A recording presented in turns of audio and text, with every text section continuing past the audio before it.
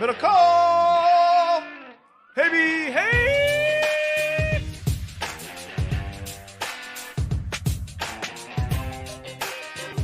What's up, everybody? Welcome. It is Sunday afternoon, evening, and we are live on YouTube. If you're watching this on YouTube, hit that like button, subscribe to this channel, whether you're watching it live or after the fact. If you are listening to the podcast, great to have you, especially the OGs. Shout out to the OGs. Shout out to the new Gs as well. Thank you. 5-star review. We always appreciate that. Good to see you. Real G's moving silence like lasagna. All-time line. We are sponsored by our friends at Tito's Handmade Vodka. Let's dive into it, John. Tito's Handmade Vodka. You thought you might be drinking some Tito's Handmade Vodka Sunday night for the wrong reasons. Well, there are no wrong reasons for enjoying some Tito's Handmade Vodka responsibly. Anytime you want to enjoy, you reach for Tito's Handmade Vodka. Number one vodka in America. I went, guy, and I got some diet. Try to be careful with those sugars. Arnold Palmer's. The tall cans. There you go. Bought about 6 of them. There you go. Might have had one too many last night. Had a great time. Halloween weekend. Mix it with some Tito's. Eat some Reese's.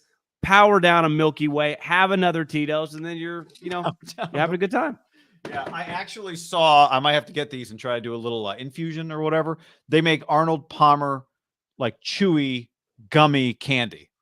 Wow. Yeah.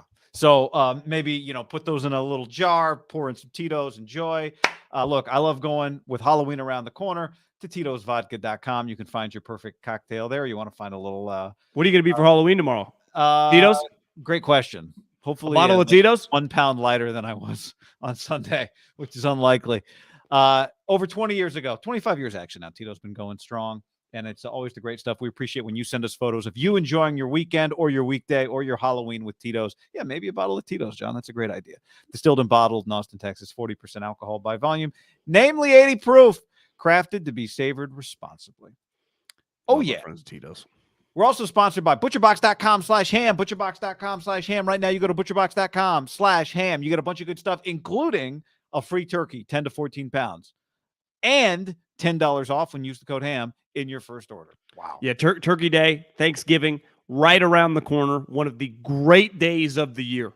I'd argue it's the best day of the winter when you factor in 3 football games, when you factor in the meal, as our RIP John Madden to turducken. You got so many options. You can hit up a bunch of different food. Always a good roll. Use a little turkey. Get a free turkey from ButcherBox.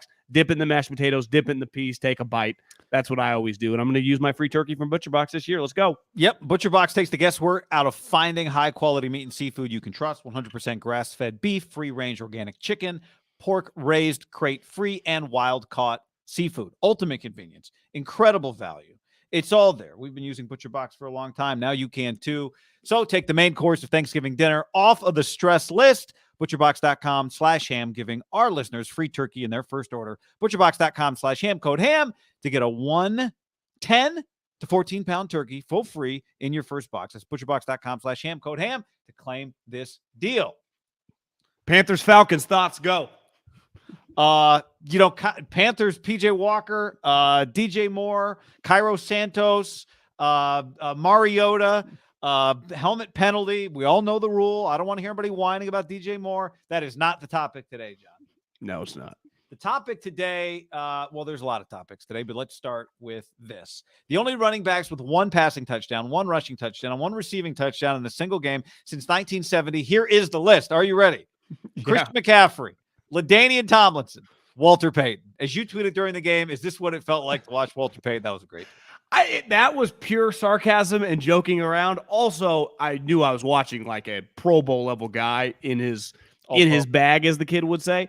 And then I started thinking, and a lot of people responded to me.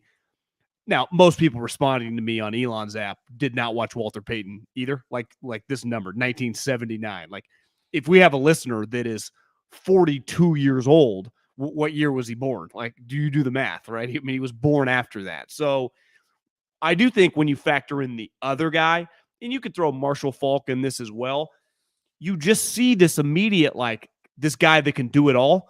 And you and I think really appreciated those Charger teams because, like we've always talked about, we went to schools in college. We were there at the peak of LT's powers with people from San Diego. And those games were on a lot because they were really good.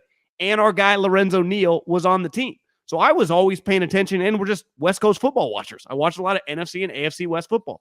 And at the time, the Niners sucked.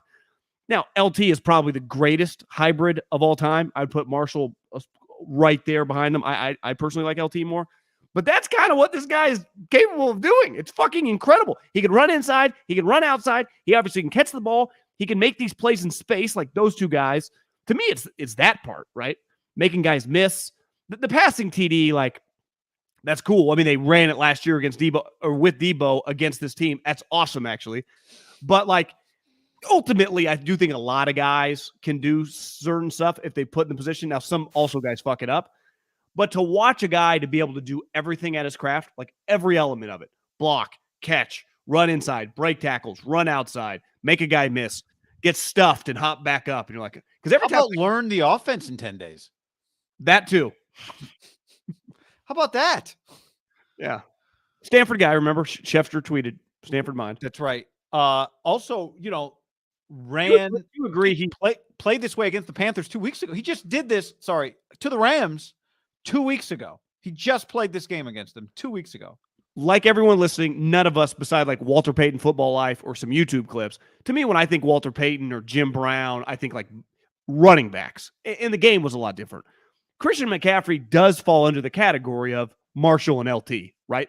They were kind of these hybrid transcendent players that were elite running backs who could also basically just turn into a wide receiver and take over games, right? And we've seen other guys. Jamal Charles had elements of that. There have been other guys over the years that have that kind of pitch.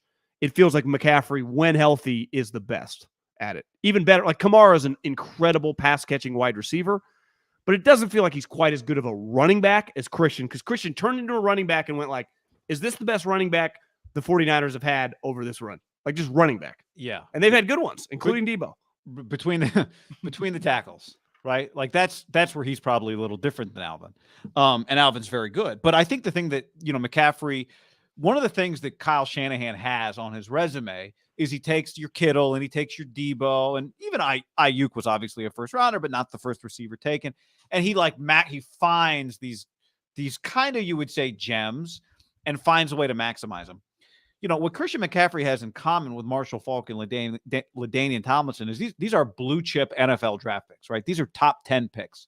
Marshall Faulk was the second overall pick. LaDainian Tomlinson was a top 5 pick. He was the 5th overall pick. Christian McCaffrey, a top 10 pick. Like, this is not a diamond in the rough. This is not, well, Kyle's got it figured out. This is a badass blue chip, all pro level player. Matt, finally, like as a real weapon, right? You're going to give him the ball and he's going to beat somebody else because he has every skill. This is what, the top, there's a difference. Would you agree with this? You scouted, you've been in the draft rooms, between like the 7th pick and the 5th pick generally, and the 17th pick and the 18th pick, right? In terms of blue chip guys. Typically on a given year, yeah, but obviously as times play out, like all of a sudden Justin Jefferson, right, or DK Metcalf, but yeah, at the time of the draft, to go in the top 10 as a running back, specifically for Christian, unlike, Marshall was what, like 95, LT was 99 or 2000, 2001. Yeah. Like the times when he did, it was a pretty transcendent NFL moment. It was like, Jesus. Because like when Zeke went, it was like, well, it's Dallas, it's Jerry. And Zeke was unreal, but he was a blue chip, kind of like, people thought this guy was going to be like the next Ricky Williams, right? Unstoppable physical force. Christian was like, did they just draft a hybrid player at 8th overall? And is it still kind of debated? A lot of people believe that Christian McCaffrey deserved the Heisman Trophy that year and he didn't get it.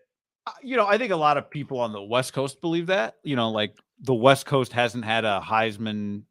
I don't know who the last non-USC probably Liner or Ferretti. Yeah, I mean, but that the last non-USC Heisman. Plus, Stanford's running backs have historically been, have had some really good years in the Gerhardt, Gaffney, yeah. Gerhardt really might actually have a better case because I think McCaffrey's year didn't Derrick Henry win the Heisman, and Derrick Henry was pretty incredible that year. Yeah. So you could make the case for McCaffrey, but if you go back and look at Derrick Henry's year, it was pretty off the charts that season. Right. I think Gerhardt was actually, I think, the bigger snub when you go back and look. I would say Derrick Henry has aged well, wouldn't you? Oh, yeah, Mariota. That's a good one. Mariota has won one since, obviously. Good call. Good call. Thank you. Missed that one. I mean, he's no Bo Nix, but career resurrection right now. Yeah. Marcus Mariota. So, I mean, it's, McCaffrey, as you said to me beforehand, and we'll talk about specifically the play, and we'll talk about the trade. There's just an element of how good this player is. He is, it's just, to me, the fact that it worked out this way, what? I just look because I'm like, I saw someone tweet that Henry was having a pretty good day. He had 32 for 220 and 2 touchdowns. Wow. They play the Texans, right? That's a pretty good 1-2 combo, those two guys. But McCaffrey, were they in the same draft? I guess they probably were. McCaffrey went 8th. Derrick Henry didn't go to the second round. I think Derrick Henry might have come out the year before. Remember, because McCaffrey, I may be wrong about that. Check that.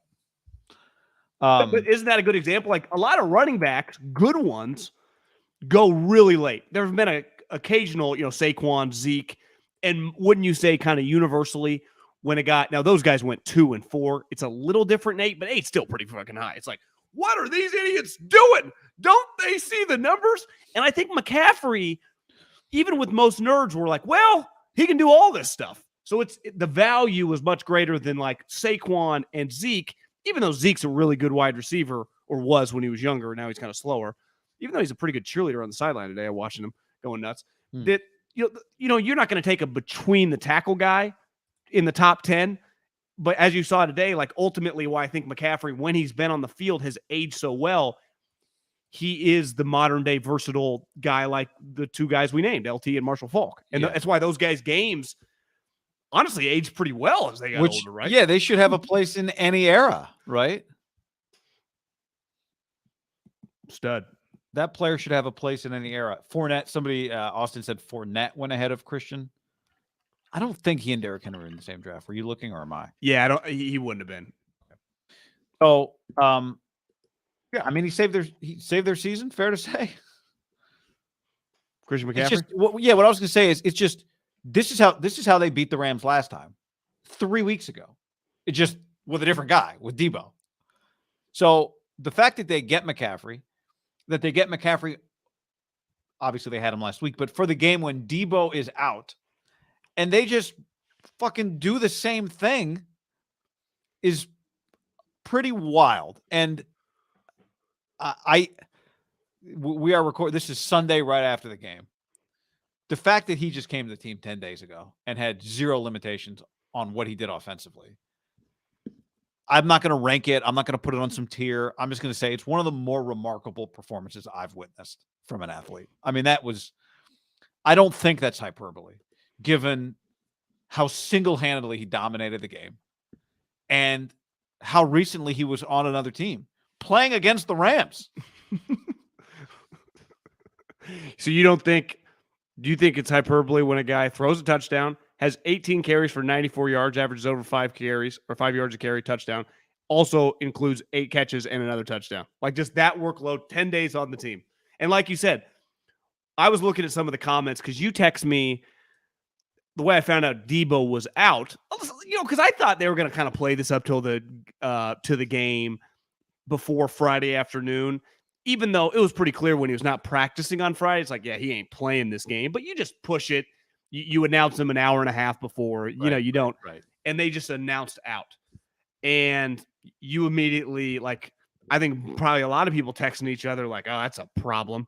And then you hit me like, is Kittle, Ayuk, and Christian McCaffrey not enough? And I think I responded, no, I don't think it is. Well, in reality, that should be enough. One of the best tight ends in the league who can also block, Christian fucking McCaffrey and Ayuk. Well, you go, Kittle and Ayuk have been in this offense, Kittle forever since Kyle got here, and Ayuk now for 3+ years. Like, they know this guy. I think I lost touch of it today. I lost touch that he has only been here for 10 days. Never really crossed my mind, honestly. Not that I thought, like, when I'm watching, he's been here forever, but I don't contextualize, like, God, this has got to be pretty difficult to learn all this shit. And I do think when you factor in, there probably are a lot of similarities in a lot of playbooks to just some basic zone runs. Yeah, sure. You watch just college games. I think the zone principles and philosophies are relatively, but there is verbiage. Like, some speak Chinese, the other speak Spanish. Like, there are just, if one thing's called bottle and the other thing's called Ferrari, like, Okay, but Bottle and Christian's old offense actually meant the opposite. You just never know. So it's pretty remarkable. But also when you're watching them, I think we all agree that the cool part about pro sports, it's like the highest of the highs. There are still like the small percentage of guys that are so much better than everyone else. Like you look at Derrick Henry, just 32 for 220. Like he's one of the best running backs of all time. But we've been watching him in that uniform forever. And when he gets going, it's like Henry's going off again. Or like early in the Minnesota game, I'm watching them play the Cardinals. Like Justin Jefferson, better fucking cover this guy. You just know it. Like the best player on that. And then Kyler starts taking off. You're like, this little fucking guy, man, he just takes off. And when you haven't really experienced it, like when you just watch a guy in a uniform, it's a building process. Like you just know what you're kind of getting. Like Mahomes last week, you're like, oh shit, there's going to be one. When you get a new toy, like I think that's part of last year what made Debo so cool. Debo had been around. Debo was a high second round pick, but then he just like changed positions. You're like, what the fuck is this? And everyone gets to experience like, what is going on here? It's incredible. I've never seen anything quite like it. Now, McCaffrey, we've seen guys, we literally saw Debo throw a touchdown last year. We've seen running backs make catches, and we've seen guys bust sweet runs between the tackles. But when it's this brand new guy that, I don't want to say polarizing trade, but it was a little bit crazy, just dominate. Like, it's clear, like, who are the best players on the field today? Well, like, Aaron Donald, Christian McCaffrey, Jalen made a couple plays. Like, that's the short list, right? I mean, I don't know, like 3 or 4 guys. I'm sure if you're like a nerd, you're like, well, Trent Williams. Yeah, Cooper Kupp obviously was awesome. But it was a small list. Player, though. Who? No, man, I said to you, who was the best? Yeah, probably McCaffrey. It felt like Donald was causing havoc for a lot of it, too. It's like, but like, wait, you mean Aaron Donald, Christian McCaffrey? Like the Rams' best players going nuts and the Niners' best players going nuts, and they literally just acquired him in 10 days. And isn't that when you make trades in any sport? In basketball and baseball, you get more time, right? If I trade for a guy midseason, I get a lot of games, and I get to go through the ups and downs of some strikeouts, but some home runs. In football, it's like it better like this game matters a lot. There's like I need you, and I desperately need you once Debo is out. Yeah. So to me, to answer the bell with 19 just on the sideline, Aaron tried to tell that story about Debo and Jed. I didn't even quite follow. I was like, what the fuck? What? Did you hear Debo that? thanked Jed last week for getting Christian. Oh, that was the story. Okay. Yeah. I think what was, don't you think Debo should thank Christian today? Because when you get paid all that money, a huge part of that is like the obligation of we're paying you a shitload because we really need you, right? I'm all in. Like Derrick Henry, you're the highest paid running back. We ride you 17 times a year. AJ Brown, we traded a first round pick and then we gave you $60 million. We'll fucking ride you like secretary. It's like Debo, part of the contract is like, we can't afford you to be MIA. Like we are desperate for your contributions. That's why we're willing to give you all this money, even though you could nitpick, like, is he a great route runner or whatever? And listen, it doesn't bother me. I take Debo on my team, but if he now, who knows? Like, let's just say he misses a month, like no Christian McCaffrey, it would have been a disaster, right? They would lose today.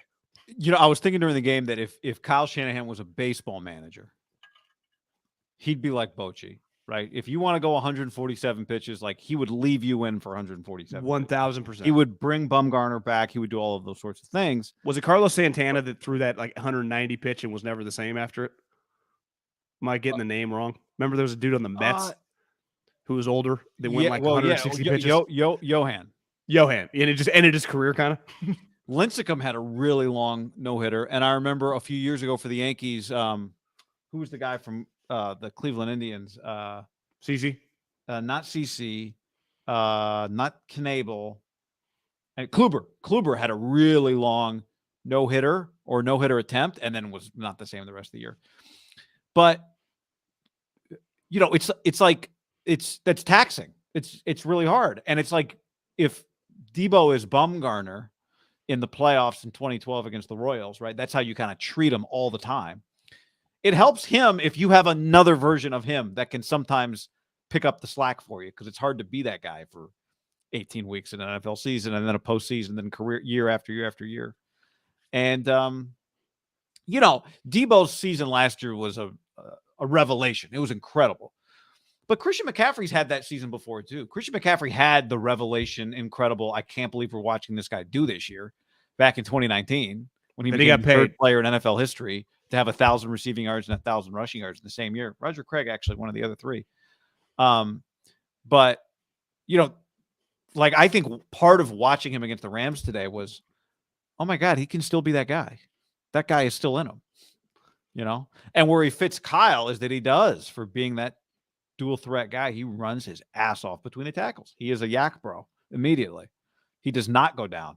The catch he had early in the game where he catches it kind of in the flat with his back, he catches it facing the line of scrimmage, his back is to the defender, and he just has the feel to know, I'm going to go this way inside. Defender goes by, breaks a Jalen Ramsey tackle, lunges, gets the first down. I mean, it's just the thing about him, right, is that like for all the stuff he does, the individual stuff he does is not in and of itself like spectacular necessarily, but it's just every single time he touches the ball, with the exception of a couple touches, it's just 7 yards, you know, or you're not going to tackle him on the first or second try. Is that he just does everything very well. Yeah. Would you say there's an individual thing that he did today? I mean, yeah, he made some great play. I don't want to go down that. I would say his balance on contact and balance / like ability to stay square going vertical and not like he's not a big dancer for a guy with moves. He was never And for a guy with moves, it never feels like he's going backwards. You know, like when Tyreek will bust out, Debo will do this too. They'll just like kind of cut back and be like, because they kind of got the Barry Sanders, like I'm going to make something out of nothing. He goes vertical. He gets downhill. And for a guy that, see some of those aerial shots of his hair? Like he's we've been tagged in several tweets, John. Yes. He was having such a good day. Under no circumstances was I going to make fun of his hair, but I did notice. And I started doing the math, 26, you know, he's got bald by 30 written all over him, even though I saw a headline, development potential to save hair is breakthrough, but I think they've been saying that probably for 50 years. But yeah, he's just he's clearly probably not as high end, like we saw it again today. I don't think it's high end speed. He's not as fast as he probably was 3 or 4 years ago.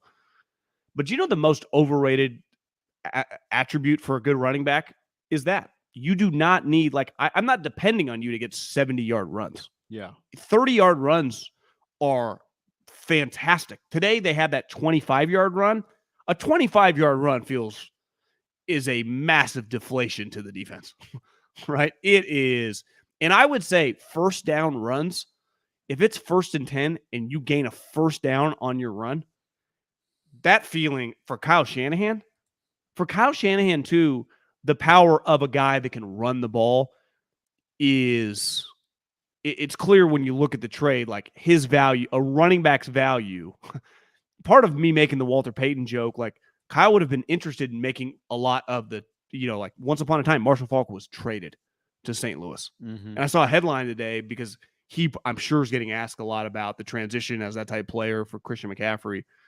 Was like one thing he thought when they traded him to St. Louis. He's like, the Colts thought they were going to suck, which in fairness, like, yeah, they had been shitty. So he's like, they were basically trading me into oblivion, where the Panthers just traded for the highest value. Like I listed the asset, whoever was going to pay the highest freight, I was going to trade. And I heard some people say, would crappier teams, could they have offered a little bit less? And it'd be interesting to ask a GM, like, if you get an extra pick, like if it's a 3rd and a 4th, but someone offers you like a 2nd and a 5th, or, you know, if you just start balancing like, well, this team's a little shittier. If you try to play that game, is it really hard with 10 games left in the season? You're talking about always take the value, the value of the pick, or to keep the player from having success and making for example, like the Rams, they just didn't have the 4th round pick. So their offer, the Niners could just trump it, which they obviously did. But if I offer you a 2nd, a 3rd, and a 5th, and I go, God, I'm watching the Rams. Even if I give them McCaffrey, like they could end up 6 and 11. Like they got major flaws. Yeah. Or I take the Niners and I go, well, if I trade them there, like fuck, they got guys coming back from injury. They could win this division. We know then they could win a playoff game or two, and all of a sudden, even if they go 10-7, that 21st pick can turn into 26 pretty fast. That feels like a dangerous game to play with. Not dangerous, but just pretty hard to nail. That's what I'm saying. It'd be it would be really hard to you could overthink that October 20th, right? Yeah. Apparently, Kyle Shanahan said, "quote No injuries to report. That's awkward, but I don't have any to report." One thing when the Niners are right, and then this is why I think it's so frustrating for people, and people get so mad, is because when it's right, it looks so good, and we've seen so many examples over this the last couple years, right? Hell, I would take the Cowboy playoff games. Like, God, when these guys are just fucking come ready to play, the talent, the cream rises, and Jimmy can just manage, right? Jimmy, now today he was more than that, but like their talent is immense. Like you said, they can't win without McCaffrey, Kittle, and Ayuk just because they're missing Debo. Like look around some of these teams. Like hell, the Panthers are. I understand that they played the last couple of weeks, the Bucks and the Falcons, who aren't world beaters, but you watch them, they got good skill guys. DJ Moore's a good player. Some of their running backs aren't bad. They ain't Kittle, McCaffrey, and Ayuk. And then you factor in like Debo. Does he come back after the bye? Can you buy a week? Who knows? I mean, I think is the game they play off the bye, the Chargers. It's just, you're going to have, now Mike Williams, I think, had a bad ankle sprain this last week, so we'll see where he's at in a couple weeks, but you're going to have the advantage skill position-wise against them, right? I mean, if you had drafted offensive players from this game, maybe Cooper Kupp goes first. Who goes second? McCaffrey. Who goes third? Who goes fourth? Who goes fifth? I mean, the Niners might have Trent Williams. Like, the Niners might have the next 4 picks after Cooper Kupp. And Cooper Kupp may not go 1, but yeah. You're right. It's because you see this that the times it doesn't look like, as you said to me before we started, if the Niners were playing the Texans today, would they have scored 31? I don't know. I mean, they lost to the Bears. They lost to the Falcons. Well, it's weird. Like, once the game ends, you go, is that result shocking? And based on when Christian McCaffrey's been healthy, he can take over a game. So not really. But, like, when you factor it all in, I can't imagine being alone that after they get the ball coming out of half. It's 14-10. And I would say, listen, you would sign up. It kind of got a little weird in the first half. It felt like at any moment it could have been like 21-10, but you're down 14-10. McVay, weirdly, after they had sliced and diced DeMeco, waves the white flag at the end of the half. Somebody tweeted at me, like, Niners had 2 timeouts. He didn't want to give it back. And I'm like, I would roll those dice, giving the ball back to the Niners, because you know what Kyle's going to do? Sit on it. Yeah. The only thing I could be thinking is Stafford's thrown a lot of picks this season. Can you afford a tip ball, a pick six? He hadn't got close to throwing a pick so far in that game. He looked pretty trustworthy, yeah. To me, that's the point in the game where Bochy would have been like, my pitcher is humming. I know his pitch count's a little higher, but it's 6th inning. Like, he's at minimum going to go. Like, you ride Stafford right there. You're paying him $45 million, and they didn't.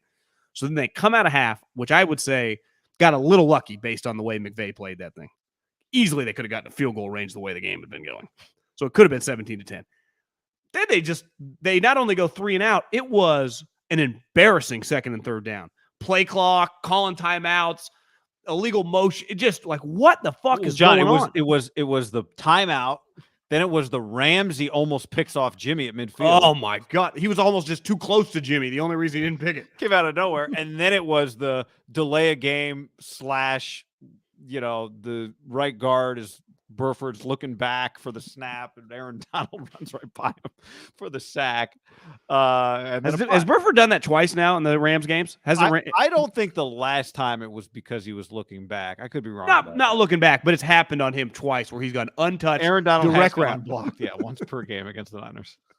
So I not saying I waved the white flag on my couch, but I internally had kind of passed on this win. Like, I'm just like, they're going to lose this game. They're going to be 3-5, and it's just going to be a long week and a half.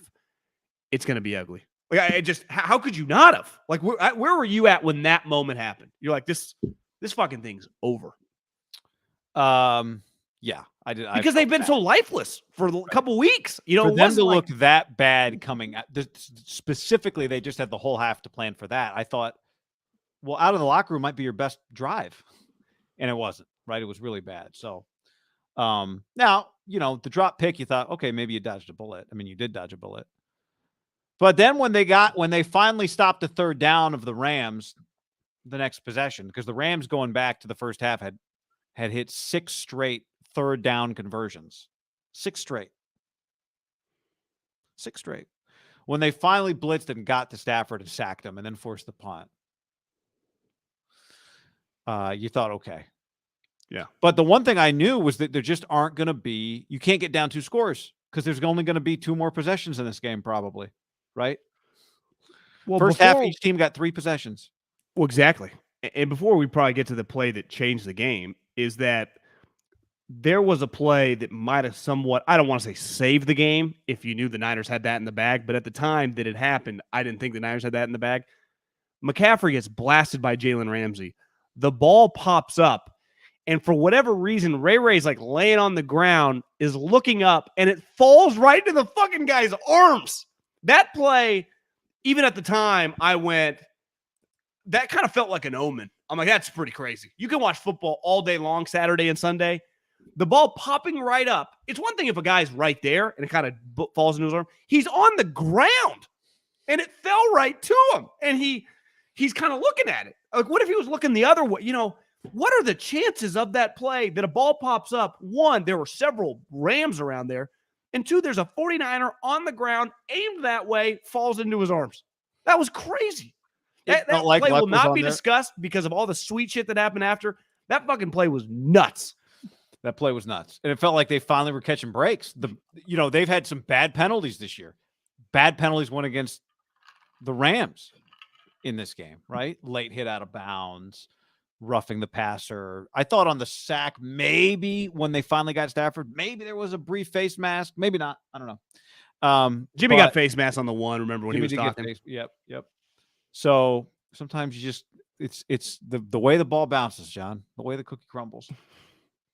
Let's talk about that drive. So the drive that the Niners got the fumble recovery from Ray.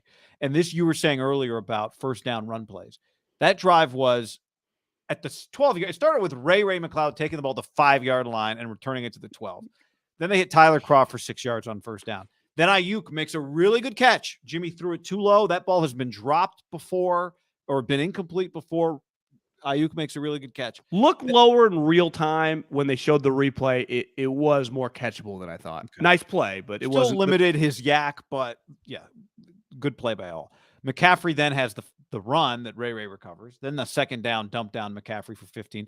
The Niners, the theme here is first down, Ayuk for 11. Jeff Wilson explosive run, first down. Jeff Wilson stopped for a loss. 2nd and 11 at the 16. Nothing really happens. Actually, no, they picked up like 9 yards. So the first third down of that drive with the Niners trailing 14-10 at the end of the third quarter was the touchdown throw to Christian McCaffrey, which was the throw of the year right now for the Niners because there were 1:55 left in the game. Now, what would they have done if they didn't pick this up? I don't know. They might have gone for it, actually. But the one thing everybody watching the game knows, John, is what? You cannot go to the fourth quarter trailing or you will not win the game. So getting the lead in the third quarter was critical. And there are a million elements of this play we can talk about. For those of you watching, if you're listening, I've put up just a still shot. Go back and watch the play. First of all, Garoppolo was tapping the ball, patting his feet, looking. McCaffrey's in the slot. They need to get to the 6-yard line to pick up a first down. I thought as the play opened up that what was going to happen was McCaffrey was just going to stop at the 10. Jimmy was going to throw it to him, and it'd be McCaffrey one-on-one with a DB in the flat. And then you would take your chances with that play that McCaffrey's going to pick up the first down, maybe score a touchdown. But like your typical NBA play with 10 seconds left, get it to your best player and let him kind of go one-on-one. Right. How many times do you see just McCaffrey's a safety valve on the play, and the play was there to be made? I'll be honest, when the play started, because in my mind, I'm already thinking like Kyle's kind of a puss. He's going to end up kicking the field goal, and they're somehow like I'm not going to feel great about this game, even though they're only down 1 point headed into the fourth. They'll probably run the ball, and they came out in kind of a spread formation. I was like, damn, this is ballsy. Now Jimmy had been playing well, but I thought if I tell you they're in that position, kind of describe to you the game, and especially Christian had been having a good game. wouldn't you think a run play might be called, even if it's like an outside pitch or just kind of get him in space, get Kittle out there, get Trent Williams out there? That's, to me, typically what Kyle has done with Debo in these situations. Especially after the interception last week in the red zone against the Chiefs. Also thinking that too, yeah. So I thought it was really ballsy then. And for those of you watching this video right now, you can't quite see McCaffrey. He's under the 14 on the screen, under the score bug. I thought since the safe play there was Jimmy dump it down, I thought it was a couple things. A, really ballsy that McCaffrey made a break for the end zone. B, really impressive that him and Jimmy were on the same page there, because he could have easily made a break for it as Jimmy is throwing it to the flat. C, a really ballsy throw by Garoppolo. When the ball was in the air, I did not have the beautiful mind kind of math trajectory in my head. Like, how is that ball going to drop where Christian's about to be? But then Christian rose up, John, rose up from the ashes and brought in a touchdown. Christian dating a supermodel, Olivia.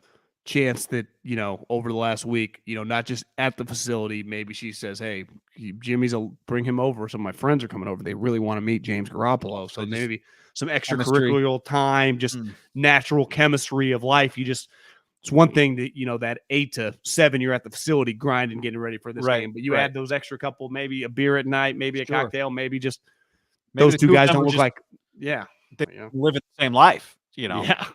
That's a good call. They've been living in their own little realities, and it's the same reality, it turns out. 100%. What'd you think of this play? 3rd and 2. You do not think that he was throwing it to Kittle? No, I don't. I think because he's looking at Christian in the flat as this play unfolds. I'm not running the video here, but as the play unfolds, to me, I think he's throwing it to Christian. But there was a play, obviously, early in this game when Jimmy underthrew Ray McCloud. And I think at the moment that happened, even though it wasn't the greatest throw, every single person is going to blame Ray for trying to be Willie Mays and catch it in his stomach when there are 2 DBs right in front of him, instead of just high pointing the ball. And high pointing doesn't mean you end up catching it, but you just attack the ball in the air. Right. That everyone was thinking, because I know I was, cut Ray McCloud after this game. But just high pointing the ball does 2 things. One, it gives you the best chance to catch it in traffic. Just coaching point 101, high school football to the NFL, scouting 101. Why you want wide receivers that go attack the ball. And 2, then the ability to do that is another thing, right? It's one thing to jump. We all can, some of us higher than others, but then to catch the ball, he looked very wide receiver-like when he made that play. Because it's one thing, right? Sweet running backs, if you just throw it to them on a wheel route, can leap and catch the ball above their head or whatever. It's another thing to me, down the field in stride, is just not something that position is consistently doing. Right? You're usually getting the ball behind the line of scrimmage, even in the passing game. That those plays, positioning your body, right, especially in the end zone on a 20-yard pass, technically wherever Jimmy was, might not have been that far. Maybe it's 15 yards in the air. Oops. I mean, look at that. He looks like fucking A.J. Brown or something right there, right? I mean, that's... So you're right. It was like, it was more than 15 yards in the air for sure. Okay, 20, 25 yards. Like that, if I remove that number and just put that looks like Dwight Clark or Terrell Owens. Doing that. Like, that's not a natural running back. Both feet down easily. Yeah, I can't even blame him. There was a play. What game was I watching earlier today? Oh, it was a Raider game. And the game was still, I would say, somewhat in the balance. Maybe it was like 17-0. McCaffrey was on his deathbed, dehydrated. He's like, turn on the Raider game. And Dalton throws this potential pick to Trey Morg. I might be saying his name wrong. The second-year guy from TCU is a good player. And he catches the ball in the air toward the sideline. But you can tell it's not a natural thought in his mind to, like, get his feet down. And his first foot misses. It hits the white line. The second foot almost misses the entire white area and hits the other side. It's like, and I was thinking, in fairness to this guy, how much time at practice can you just train your safeties to get their feet down? Like, we got to master the coverage, knocking down balls. Like, you wouldn't practice things that are so far out of what I'm actually going to need you to do. And I do wonder if Christian is just cross-trained for so long now. Yeah. That has come so natural to him. Because that's not a natural. How many running backs would you ever see? If I'm Christian McCaffrey, guy, honestly, if I'd get a poster of that. That's a sweet pick, isn't it? Yes. That's a badass pick. That's a poster-worthy pick. But really isn't that history a poster-worthy pick of wide receivers? Yeah. That's what I think's cool to play. Son of a wide receiver. That probably helped. And his brother's a wide receiver. His other brother was a quarterback, so he turned receiver. I think one of them moved to receiver, didn't he? So it's not like McCaffrey was on the Niners for a minute. I remember that. And the throw, you got to give Garoppolo credit on the throw, unless you're not convinced he was throwing it to Christian. But I'm pretty sure. To me, I did not think he was throwing it to Kittle, but it was a hell of a throw. I just thought it was a really ballsy executed play by Kyle. Loves the McCaffrey. It's kind of crazy. He did multiple. Like Andy always said, like we need a Mormon on this team, guys. We just get a guy from BYU. And Roseman, Lurie, and Banner always liked, this was the anti-Kyrie. We always like to have, a guy of Jewish descent. When Jeff Schwartz, I remember, I don't think I gave him the best grade. I don't know if I've ever told him that. And I think they wanted to get him. And it obviously wasn't my decision, but they liked. Can you always find a Jew? Hard. That's why when Schwartz was, in the mix, right, especially coming from a Power 5 program, that Lurie and Roseman and Banner were all over him. Yeah. Oh, they'd watched him play a lot. You're right. Yeah, we were rooting for him to. I don't think I was in the draft room his draft, but there had to be some people pounding the table for him. Hell of a play. Third down, so it eliminated a fourth down decision for Shanahan, and there was an easier, simpler, less risky play to be made, and both Garoppolo and McCaffrey, with 10 days together, decided not to make that play and to make this play instead, with the game on the line and the season on the line. And that's pretty incredible. I would say this too. Their season, because they just come off the bye week, so they have the one less game. They're 3-4. Like they have the opportunity next week to get right back to 4-4 and kind of end Tampa's season, even though Tampa's season probably wouldn't be over because the Atlanta Falcons are in first place. But like that was a massive game for LA too, right? Yeah. I mean, they win that game. They're 4-3. They're right there with Seattle. They've split with the Niners. They got to be feeling pretty good. I think the other thing that would do, and who knows, by the time you're listening to this, maybe they've already done it. They'd even be more inclined to make some bold trade over the next 36 hours. Because I would say that would have been a lock if they would have won this game, right? All of a sudden, the Rams have traded their second, third, and the following year second for, Jesus, they got who? You one of those. Who's in that category? DJ Well, Moore? I don't even, I was trying to say the name. Mara. Yeah, but if, I don't even know that they might get a guy that you wouldn't even think, Oh. But now, are they less inclined? You'd still probably say probably not, but I don't think they are, but yeah, it's just this was it would have been Christian McCaffrey saved the Niners from that 3-5 going into the bye would have felt like, honestly, guy, you might as well be 1-7. That's what it would have felt like, right? It would have felt really, really bad. Especially because the Seahawks won today, right? So the Seahawks are 5-3. I watched a lot of that game. I had it on my second TV. They're not just, and I'd say this about the Giants too. The Giants just have much less weapons. Like they just have one guy, and it's their running back. Seattle's pretty just solid. Like Seattle, I don't think. Obviously, they just beat them. Now it's a long trip for the Giants. Seattle's a better team than the Giants. Like I think Seattle guy, sneaky, kind of real. Like their quarterback is not bad. And it's not like fake anymore. Like you watch Geno Smith, you go, we've all seen now the Teddy Bridgewaters, the Sam Darnolds, the guys that like, this guy's not a starter. Like Geno Smith, you watch him, you go, that's a starting NFL quarterback. Now, I don't know Sando's tiers, if we did it right now, exactly what number he would be. But he's like, I'm watching the guy and you're definitely going, he's not bad, right? You can win games with him if your team's playing well. And he's throwing to DK and Lockett. So my point on this is, I don't think they're going away. Like they're going to be, their coach is good, right? Last I checked, he wins a lot of games. And it doesn't cost him $150,000 in a bag to give your backup running back in an apartment. Did you see that Lindale White I clip? did see that Lindale White, yes. I was like, God, I thought he was giving out more money back in the day for the USC teams, but 100,000? 150. 150. Somebody told me the story the other day. They were buddies with a car.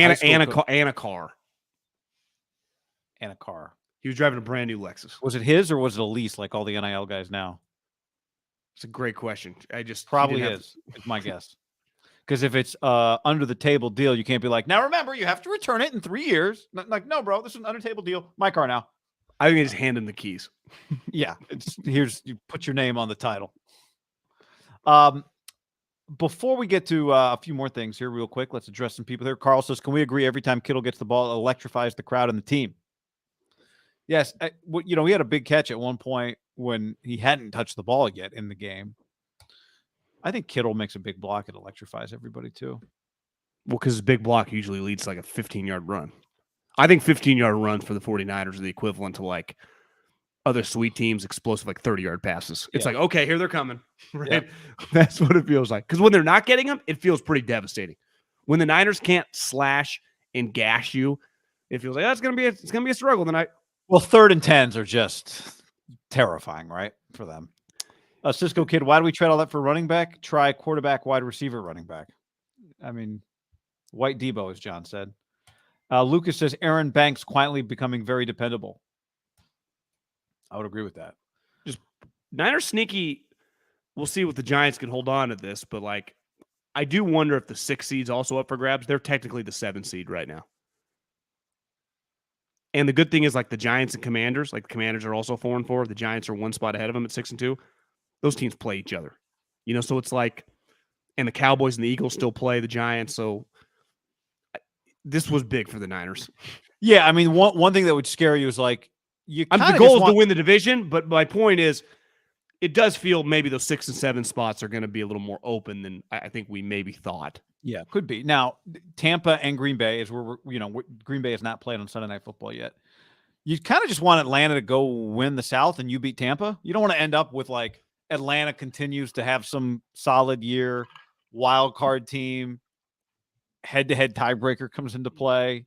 That would be a devastating scenario. Now, there's a long way to go. Let's see Atlanta have the same record as the 49ers, but that's one thing I'm looking at after today.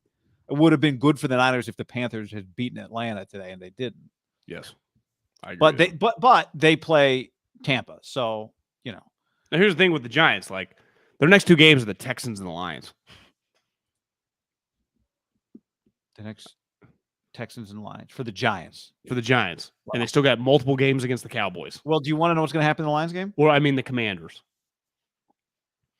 Yeah, it'll be a tight game with 3 minutes left, and something weird will happen in Detroit, and they'll lose the game, and Dan Campbell will be flush red. Exactly, and the Lions will almost win. God, this is the most exciting 1-9 team I've ever watched. They are, though. They really are. It's like you need Dan Campbell to coach them for 3.5 quarters, and then you bring in a closing coach, and he just closes out the game. They really are. You let Dan run them the whole week. You let Dan have the week and the meetings and the first 3 quarters, and then somebody else comes in and just coaches the 4th quarter.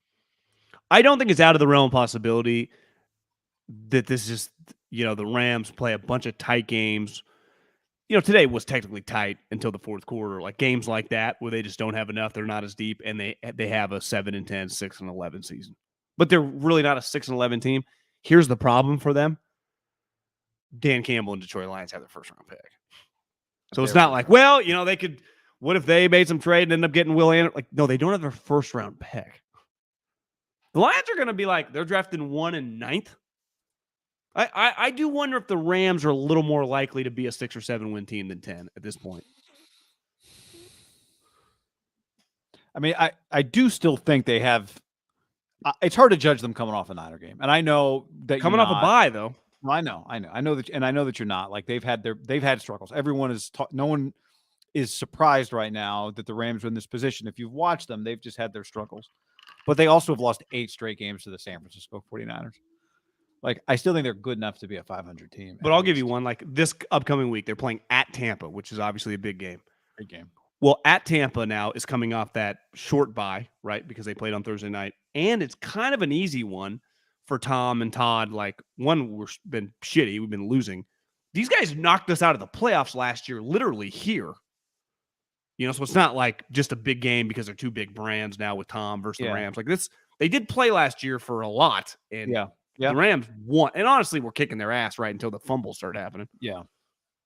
I do just, could they lose that game? Hell yeah. Yes. Yeah. Gammon says, before the start of the season, I stated the Seahawks had the best draft in the division, and you guys disagree. Still have the same stance?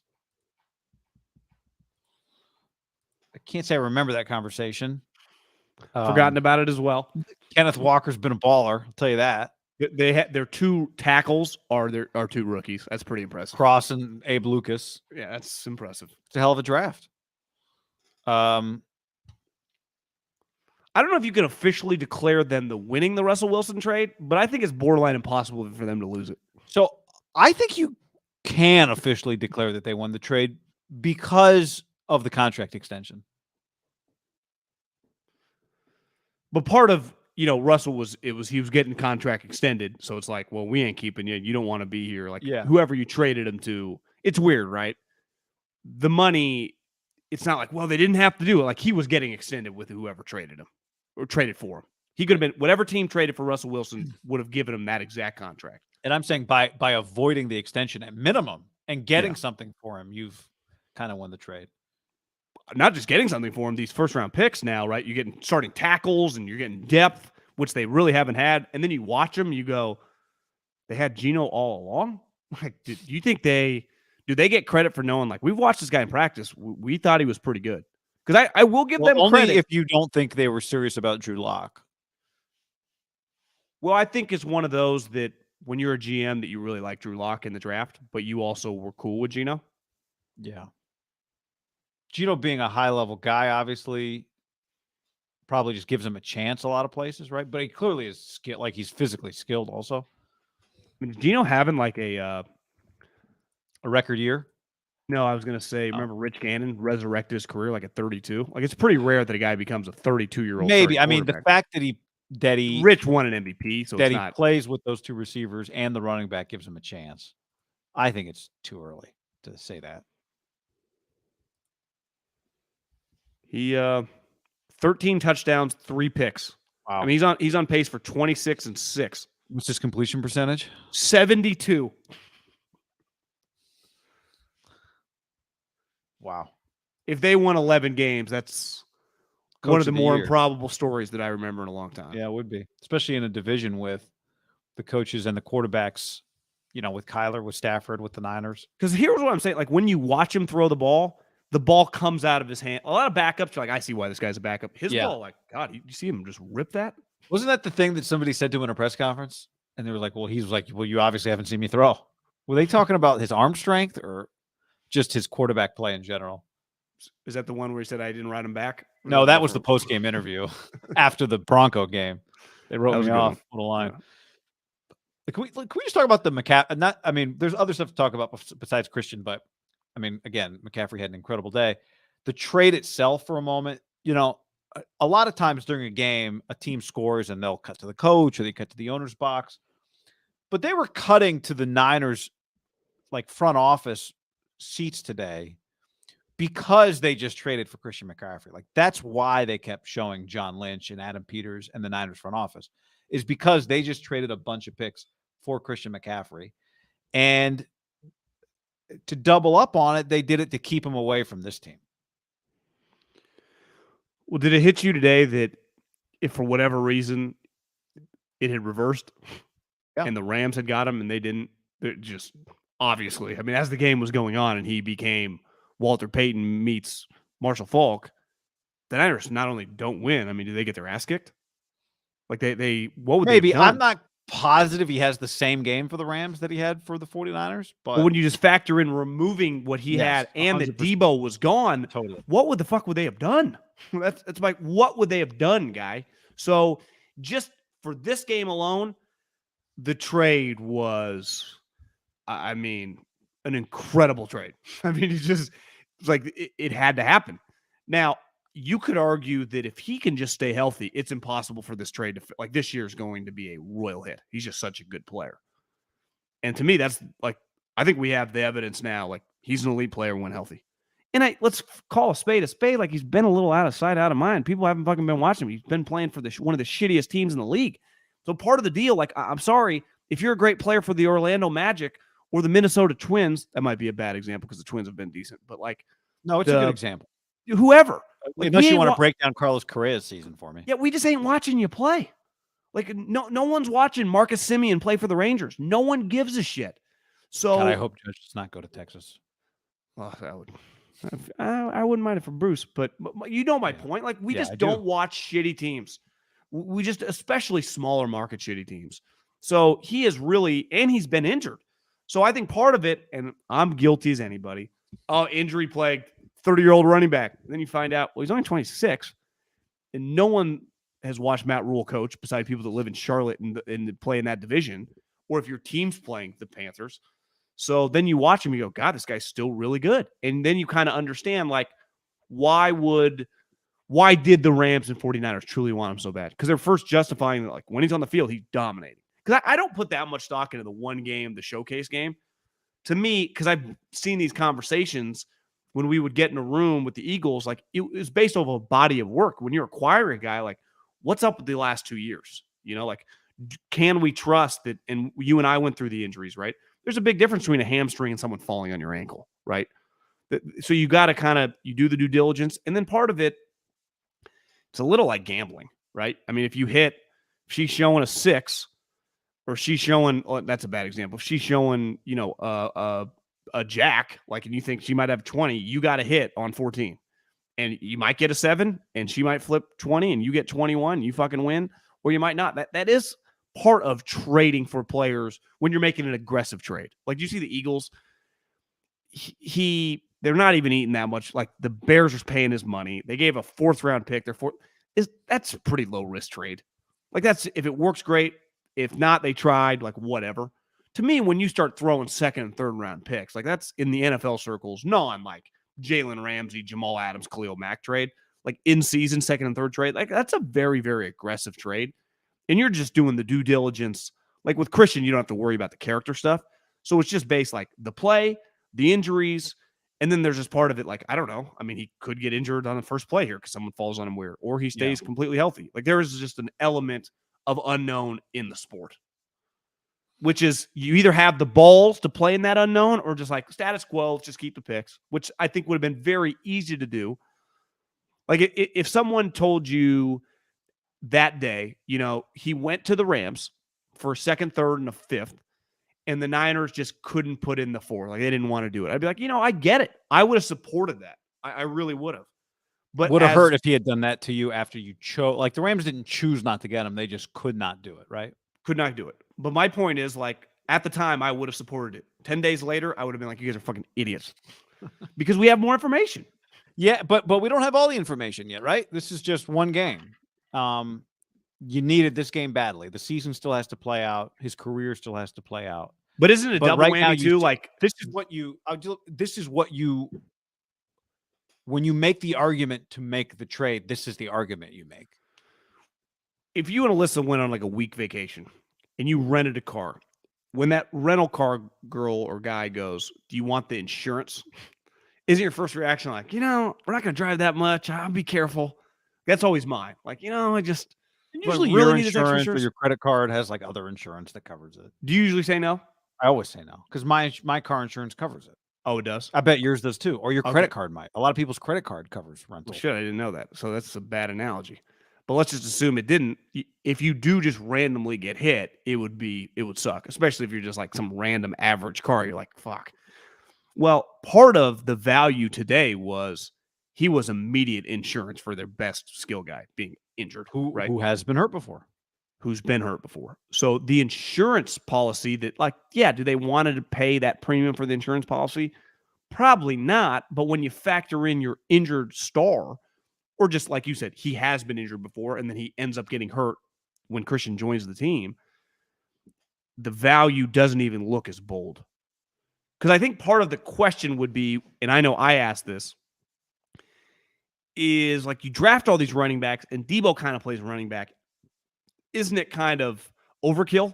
Like, is this necessary?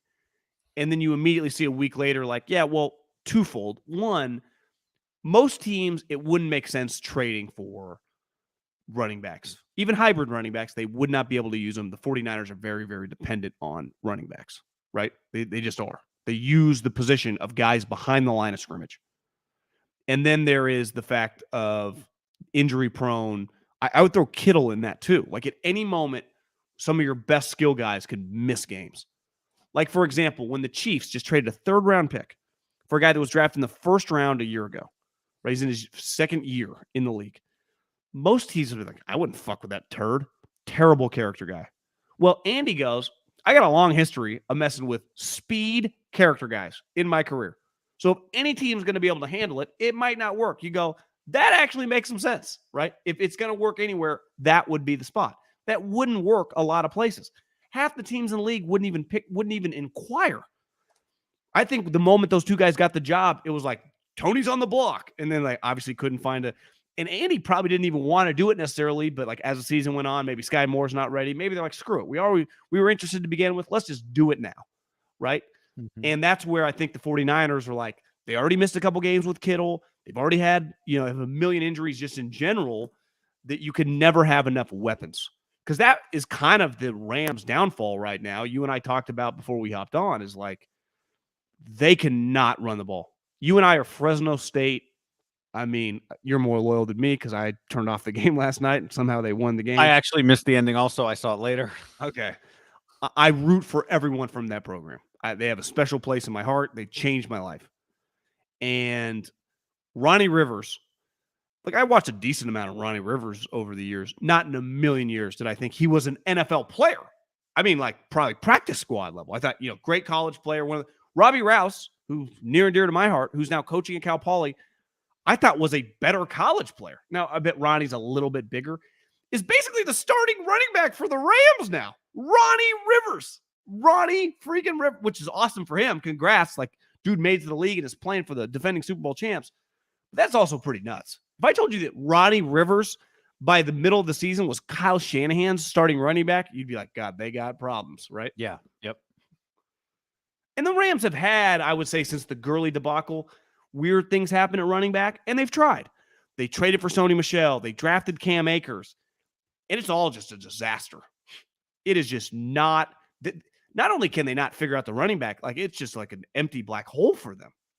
Ronnie Rivers is, I bet if you polled every single college scout that went through Fresno over the last 12 months, they would have been like, listen, I gave Ronnie Rivers like a camp grade. Like we could bring him to camp. He's a good character guy, tough Fresno State kid, but he's not an NFL player. And maybe I'm down. Maybe I'm being too negative on the guy. Maybe he's closer than I thought, but I do think it's more their desperation at a position that, I mean, listen, I understand he throws it a lot more than a lot of the Shanahan guys, but it's pretty clear, like, what do the Shanahan guys really value? Like just some solid running back play.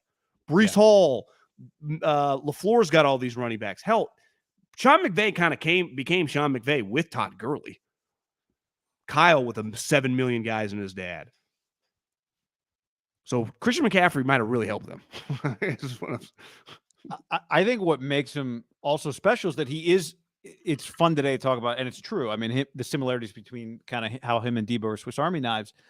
But I think the thing we always talk about with Debo is as a receiver, he's not A.J. Brown or DK Metcalf, right? He's different than those guys. He's in a different category. Or Scary Terry. Or Scary Terry. Christian McCaffrey is a very good running back. Like, he ran the ball 18 times today and had 8 catches. Debo's never even gotten close to running the ball 18 times, which is fine. I mean, you don't want Debo to run the ball 18 times. But he's never gotten close to 18 carries, nor should he. The one thing I think is like, you do eventually, I don't know if need Debo back to play him with Christian, but he would really help a lot to have him back. Because in the ideal world, McCaffrey is not replacing Debo Samuel. They are complementing each other and taking pressure off of one another. Because 26 touches for Christian McCaffrey is risky. Now, on this day, 120 pitches, whatever it takes on this day. And you got a bye coming up. I do think 26 touches for Christian, I would not want to have to play like that every week. I think that would be bad to have to do that. That would be bad to have to do that. I'm in agreement there. So I think you're right. As long as he's healthy, it's going to be hard for this trade to fail. But his health is part of why some people, any skepticism about the trade is mostly because of an injury history. And 26. Now you're right. On the third carry of the game, somebody could twist your ankle. It may. Who the hell knows? But 26 touches. But is a lot of touches. But I would say that kind of represents what Debo represented last year. it was a little bit out of desperation more than that's the game plan, because they wouldn't have to. Because if Debo was in this game, even if McCaffrey was humming as he was humming, at minimum 8 of those touches are going 19 ways. It's interesting, right? Like you think you can't have enough good players, but sometimes it's like, well, is there such a thing as trying to get the ball to too many guys? Today, there was no messing around. It was, okay, our best players are getting the ball, right? Well, I wrote that down. I thought that was. Let's talk about that. I give Kyle a lot of credit on that one. It felt like he was had been out of sorts, out of rhythm. I think he'd had a bad couple games relative to his standard as a play caller. The offense was something was off. And this is before McCaffrey. Like, you shouldn't score 14 points against the Atlanta Falcons with Kittle, Ayuk, and Deebo Samuel. Like, that should not happen. I don't quite understand, and I know he saved the day in a weird way today, Ray with the fumble catch, why he plays as much as he does. And part of it, I guess, is that position, you can't just run routes all day. You need some breathers. Like, you do need some. It's kind of like there's a reason Nick Bosa doesn't play every snap. Like, you do have to rotate guys. And Ray obviously can do more than Danny Gray can. I mean, the catch he had when he got just blasted by Taylor Rapp was pretty impressive. That was a nice catch. One thing you would give Ray, even on his returns, he's not scared. I feel like he kind of blows shoulders, like goes up, like he's not hesitant as a return man. So I do get why coaches would like that, his mentality. But like, Kyle was not messing around. He was feeding Ayuk the ball. Once, like, even Olsen mentioned, he's like, they're playing a lot of soft coverage here. And he's like, it's pretty clear they're going to Ayuk. They ran some plays for Kittle. They did not mess around in terms of, like, part of the mentality coming into this game was we're going to shove it down your throat with McCaffrey and obviously Wilson. They kept 4 tight ends up. And part of it is like, well, is that because 2 tight ends kind of equal juice? Like, we need multiple bodies. Like, one guy could get broken at any moment, taking back like to playing fullback. Yeah, so I just think that he came in with the mindset of we're going to ride McCaffrey and we're going to throw Kittle and we're going to throw Ayuk the ball. And I think sometimes throughout this year, they've kind of, it might be Jimmy's rhythm. I don't know, but Kyle's kind of, I don't want to say be the smartest guy in the room, but just overthought it a little bit. Like, you watch Andy last week against Kyle, like, it actually wasn't that complicated. He's like, I'm just going to throw screens when you're going to get up. My fastest guy on my team, I'm going to hand it on end rounds. And then we're going to feed Juju and Kelsey the ball. Like, this isn't that complicated. We're not going to try to force feed our 3rd or 4th wide receiver down your throat. And maybe it became easier when, you know, like Juwan Jennings and Debo are just gone, right? And basically, once Christian gets there, you're like, no one else, Ty Davis Price, you're not getting a carry today, buddy. So he didn't even have, you could argue sometimes with so many players, you do overthink the menu. Where, like, you would say the history of, like, Mahomes and Andy over the last 4 years, like, you watch them play, they basically just throw it to 10 and 87. Yeah. Right. And they sprinkle in some other guys, but it's like, where do you think the ball's going to go? Well, I watch the tight end and I would watch Tyreek Hill. And this is what bothers me about the first half against Cooper Kupp. It's like, I just know how hard coaches work and how much time they spend. And you could argue sometimes the hard work is a little overkill. Like, you don't need to be at the office 18 hours because I know you spend all this time game planning and then the game starts and they're just throwing it to 10 every fucking play. And I'm not acting like he does it to everybody. So he's clearly a great player. When you're a great player, you're going to get yours. It's not like people go into the game like, I wonder who Mahomes is going to throw to. Of course they think Travis Kelce. But, like, how can you have these plays where he's wide open consistently? I can't fathom that. It was crazy. It was like, what are we doing here? If we're a defensive staff, who else is beating you? If Allen Robinson's going to beat you, I'll tip my cap to him. Especially Higbee got banged up. I don't get it. And Kyle had the mindset, him and Sean were just like, we're just going to feed our horses. And DeMeco clearly did something at half that, you know, slowed everything down, and McCaffrey just kind of took over the game.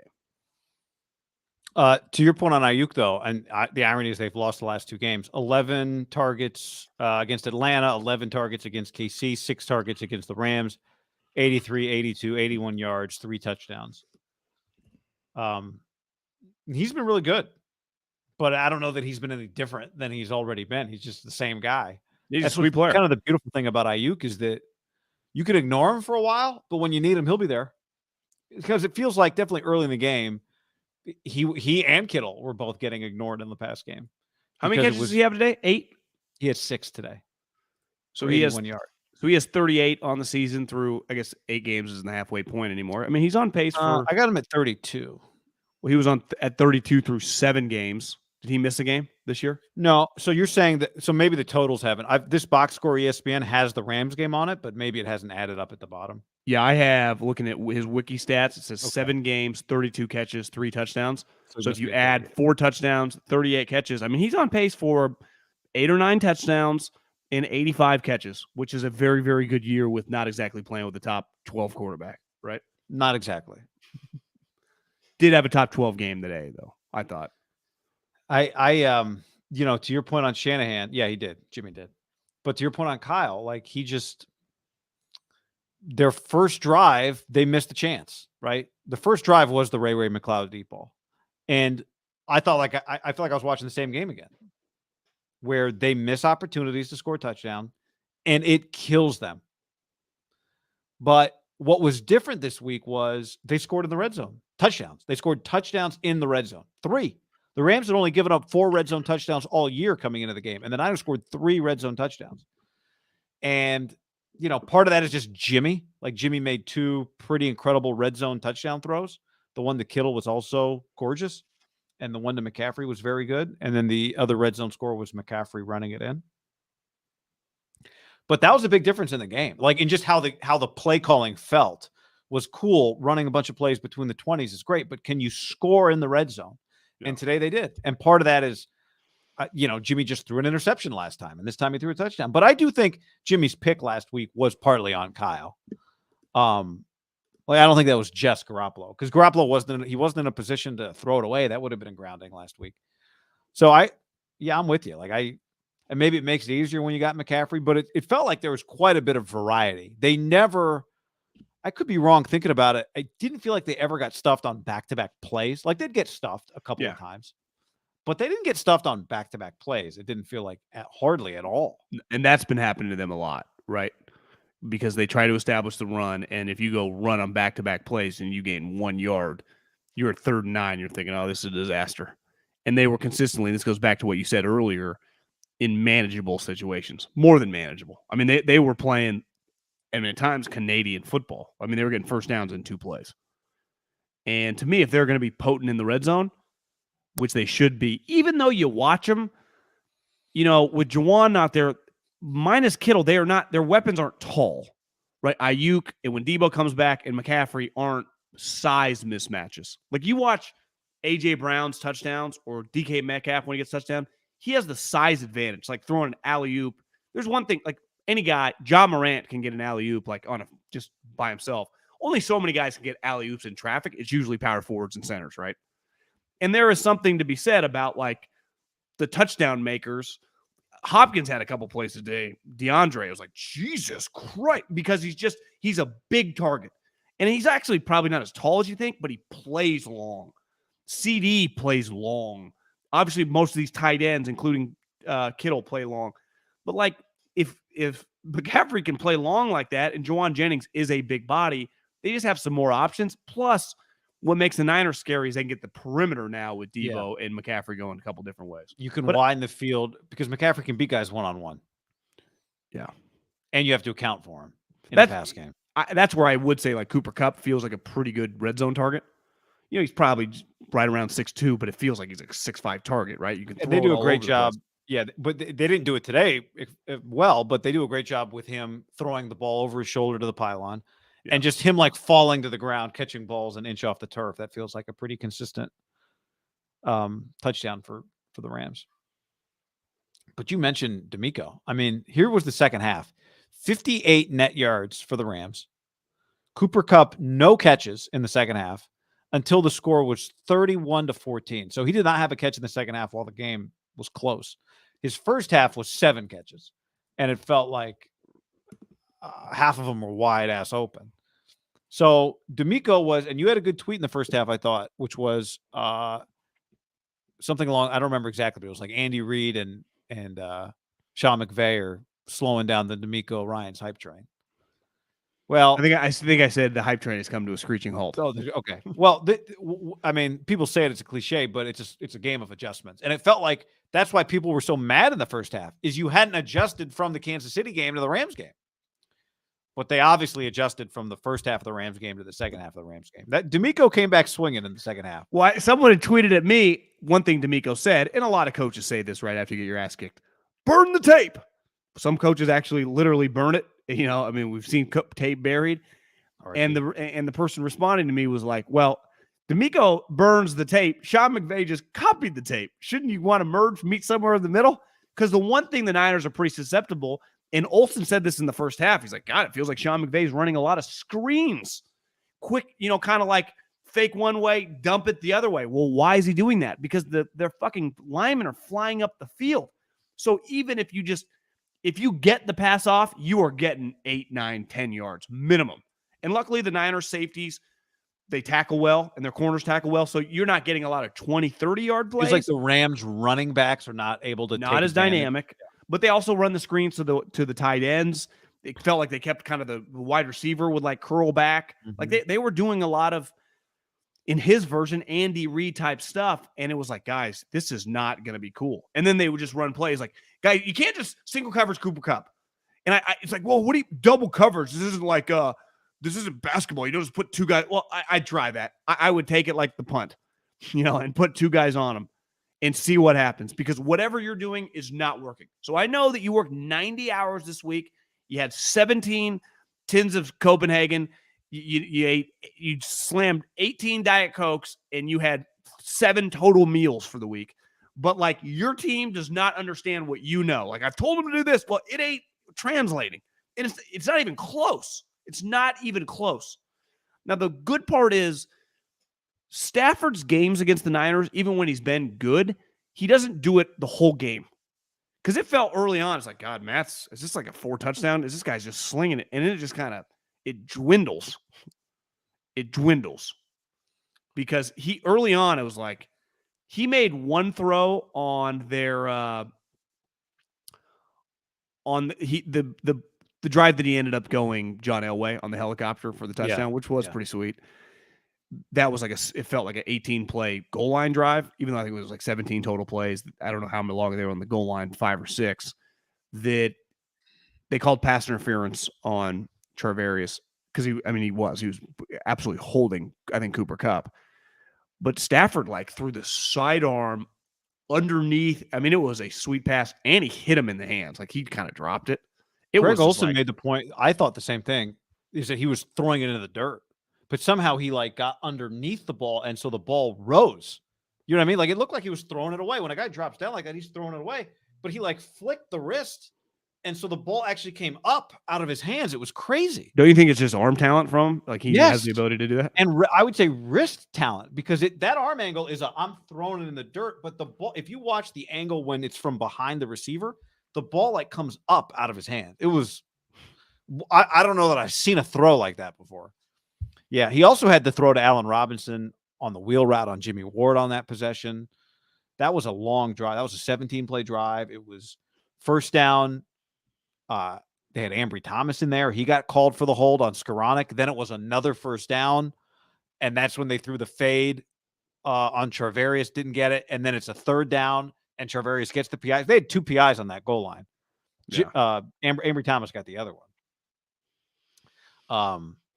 But DeMeco, and then the thing with the Niners is if they're just, it does feel like their pass rush comes around in the second half, especially obviously if they've got a lead, but even before they got the lead, just their pass rush, it felt like they kind of weathered the storm of all the screens. They felt like we're not going to get killed on them because they were getting their blitzes. It felt like DeMeco was dialing up a blitz at the wrong time every time in the first half. Their first drive in the second half, after the Niners had their classic do nothing on their first drive, and they punted. This one I thought they were in trouble, right? It's 14-10. The Rams get the ball. It's 3rd and 5.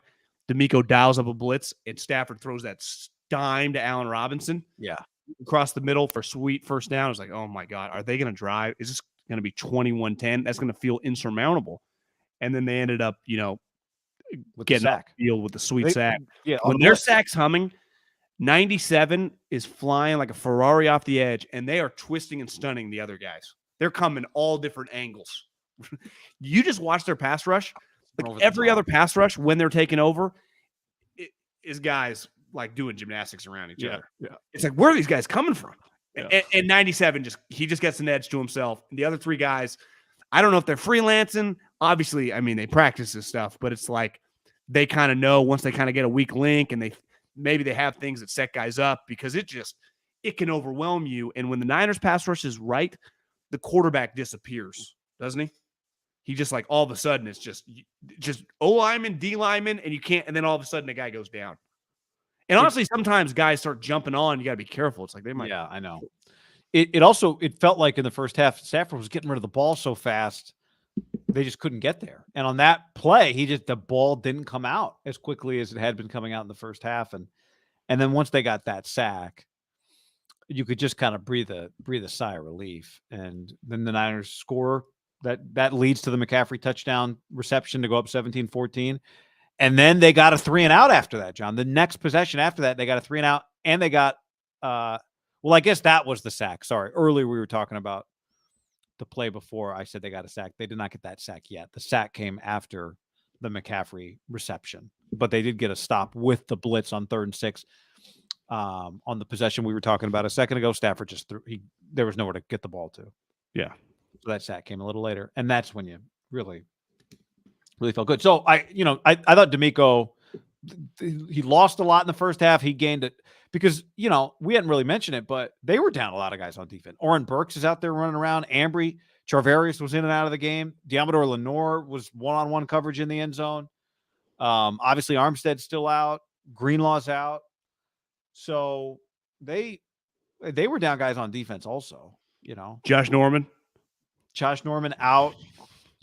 Thank God. Do you want to guess if I told you Jimmy Garoppolo? Have you looked at the box score? I don't know. Jimmy Garoppolo, I 25 pass attempts. Okay, 25 pass attempts. How many completions? What would be your guess? 20. 21. I'm no math major guy, but that's above 80%. It's 84%. That's pretty good. No picks, although we'll have to check the PFF on the interceptable passes. There were one of them would have been a lot harder than the other one. I thought Jalen just did a couple weird things. Like I don't think he was just kind of sitting there. It felt like usually he was like playing a Hufunga role. It felt like on those two plays, didn't it? Yeah, he was not playing corner today, was he? No, he was doing some weird shit. That play, I mean, he's probably 10 yards away from throwing a strike. Like, it's probably not an easy play to pick. Yeah, no, it's not. You're right. But it had been hands. It was bouncing, and it was the bouncing one could have happened last year. Remember in the Week 18 game, a bouncy one, and it's like the one that just hits the helmet, hits the ground. It happens so fast you can't get rattled. The bouncing one, your heart stops. Yeah. And he made, I don't think we talk about Garoppolo's game every week. And I thought one of the reasons that throw to Ray was not a touchdown is because Jimmy does not lead fast guys or the faster guys, but he did hit the open Dwelly, and Dwelly was just like, I am catching this football. I'm slowing down. I'm turning around. I'm catching this football. Whatever happens afterwards is gravy. I am not a yak, bro. I am just here for the catch. But the throw to McCaffrey, the touchdown, the throw to Kittle, the touchdown, which ended up looking very difficult. There were just some really good throws from Jimmy Garoppolo today. And I think generally, we've talked about this before. The same game here or there with a dropped pick or a pick or whatever. But Dan on the stream says they just highest completion rate by a Niners QB since Steve Young in 97. DeAnthony says 11 touchdowns, 4 picks for Garoppolo so far this year. We're not here every week to relitigate what we think of them, but that was a really good game when they had to have a really good game from him. He's like your classic, if he was like your kid or your wife or something, you just get in these fights and you go, I just don't know if I can do this anymore. Like you watch Jimmy Garoppolo a bad game, you're like, this is not sustainable. This thing's about to get ugly. And he just ropes you back in. You just like that was high level quarterback play. 11-4. Like he's having a dramatically better season than Derek Carr, who makes $40 million. Think about that. Dramatically better season. He makes 6.5 off the scrap heap. Nobody wanted him. Now he's a roller coaster ride. We've all acknowledged that. Now you could argue Kyle is too, but like their highs are pretty high, and that is why it's hard to quit them. Well, it's hard to quit them because you couldn't, right? Yeah, but I think it's easy. The situation was so bizarre, and they didn't kick him to the curb because they've had some high moments with the guy, like really high. Like honestly, guy, when that morning game ended, I do believe. Now I don't know the team, but if you tell me that Derek Carr is traded before the deadline, I think it would be on the table. I don't think it's impossible for that not to happen. And because the quarterback play, you can't function with poor quarterback play. Like it's not possible in the NFL to sustain it. Right? I know the Giants won some games. Like the Patriot game today was such a lock because you just went like, there's no way for 4 quarters this kid is going to be able to just circumvent Belichick. And what happened? All of a sudden, I'm just watching on Red Zone, and like they kept breaking back, like his second interception, his third interception. Like there's a chance Zach Wilson never gets a high. Because when you win games, he did have a pick six on Mac Jones called back. Well, I think Mac Jones stinks too. No, I know. I'm just saying, like they could have won the game with that. But my thing is like Zach Wilson, Mac Jones, some of these guys, and I'm not putting Derek in this category. I put Daniel Jones there too. They've been winning. Like when I win despite you all of the time, and then we also lose a decent amount, and you are shitty in that, it's like, what the fuck are you bringing to the table? But if I win despite you, but yet a decent amount of the time or half that time, we also win because you're making sweet plays, you're playing high-level quarterback, and then we lose because you play shitty, we have bad games.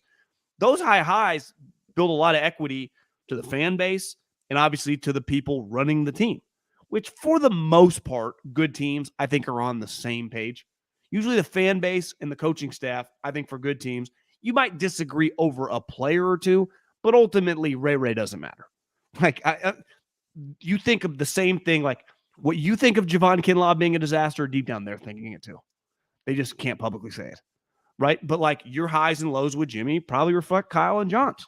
And they like to play it like we know what we're getting, like bullshit. I mean, you want to leave him in Nashville, Tennessee when he throws the 2 picks, just like everyone that watched the game. And just like tonight, if you saw Jimmy Garoppolo out in fucking Christian McCaffrey, you buy him around. Like, that was incredible, boys, because that was incredible. Like, if you watch football long enough, you just know what sweet looks like. I thought Jimmy's pass, his last touchdown pass to Kittle in the corner of the end zone, is one of the best passes he ever had. I would say the most important pass he's ever had by far was last year against the Rams, the outstretched hand for Deebo Samuel. And even that, all 3 of those passes on that drive. Like, it's just 2-minute drive, no timeouts, playoffs on the line. And, like, that's the biggest moment the guy's had in his career besides, like, the Super Bowl, right? I mean, that it would have devastated the whole franchise. It would have been a disaster. And he saved everyone. Jimmy, like Kyle couldn't do anything on that. You're just calling deep breaking routes, and Jimmy just stepped up and made plays. And he's made sweet plays. That Saints game where he probably had his best statistical game in the history of his career, which in 19. Yeah. But I thought that pass today, you could even include the McCaffrey pass today, but the Kittle pass, like those are beautiful passes. Which is part of the reason he drives you nuts, because you're like, why can't you do that more often? Yeah, I think one thing he didn't do today, and this is one of the reasons it was one of his better games, is he didn't miss the throws they had that, right? Often he misses throws, which you have to have, which most quarterbacks do. Like most quarterbacks that play in the NFL can sometimes make the throw that he made to Kittle today, or sometimes make the throw that he made to McCaffrey today. If you had him run that play 10 more times, I don't know what his completion percentage would be, but today he made both of those throws, right? Over the course of a season, like that's why I don't care much for, like, if you took the way he played today and put it over 17 games, you'd get X. But, consistency and performing and showing up every day, like that's part of the difference between the really good guys and the average guys. And now Jimmy, we always try to figure out where exactly he fits in that whole spectrum. But I think one of the things today he did not do, he made plus throws, like plus throws. He also didn't make that many minus throws. And I'm not even talking about turnovers. Like often there was something schemed open and they miss it. That happens in every game, right? Yeah. And that didn't happen. It happened a couple of times, Again, I thought the Ray throw was like, this is part of the deal. It's like those deep balls just get, that should not be a challengeable ball for a defender. And it became one. Ray had him beat, but whatever. Like, he didn't have that many. He hit a bunch of throws today. The times that he tried to buy time to make plays, he made plays, including that throw to McCaffrey. But yeah, I mean, those 2 touch throws were, I put the McCaffrey throw in the same category as the Kittle throw. It was just, it was fantastic. And you're right. Like, the reason Josh Allen and Mahomes are those 2 guys is because they make that play literally more than everyone else consistently. And when Rodgers, right, is humming MVP style, like, he makes that thing. Most guys do not. Right? Yeah. Dak, I don't care about the thing you can do once. Like, that's it. At least, I mean, I care, but don't tell me, oh, a guy could be great if he did the thing he did once, 17 weeks in a row. It's like, well, yeah, the 3 guys do that. Yeah, that's it. That's not. That's not. That's well, like, why is everyone saying like Geno Smith's having a really good year? Because he's kind of, every time you watch him, he's just playing solid, right?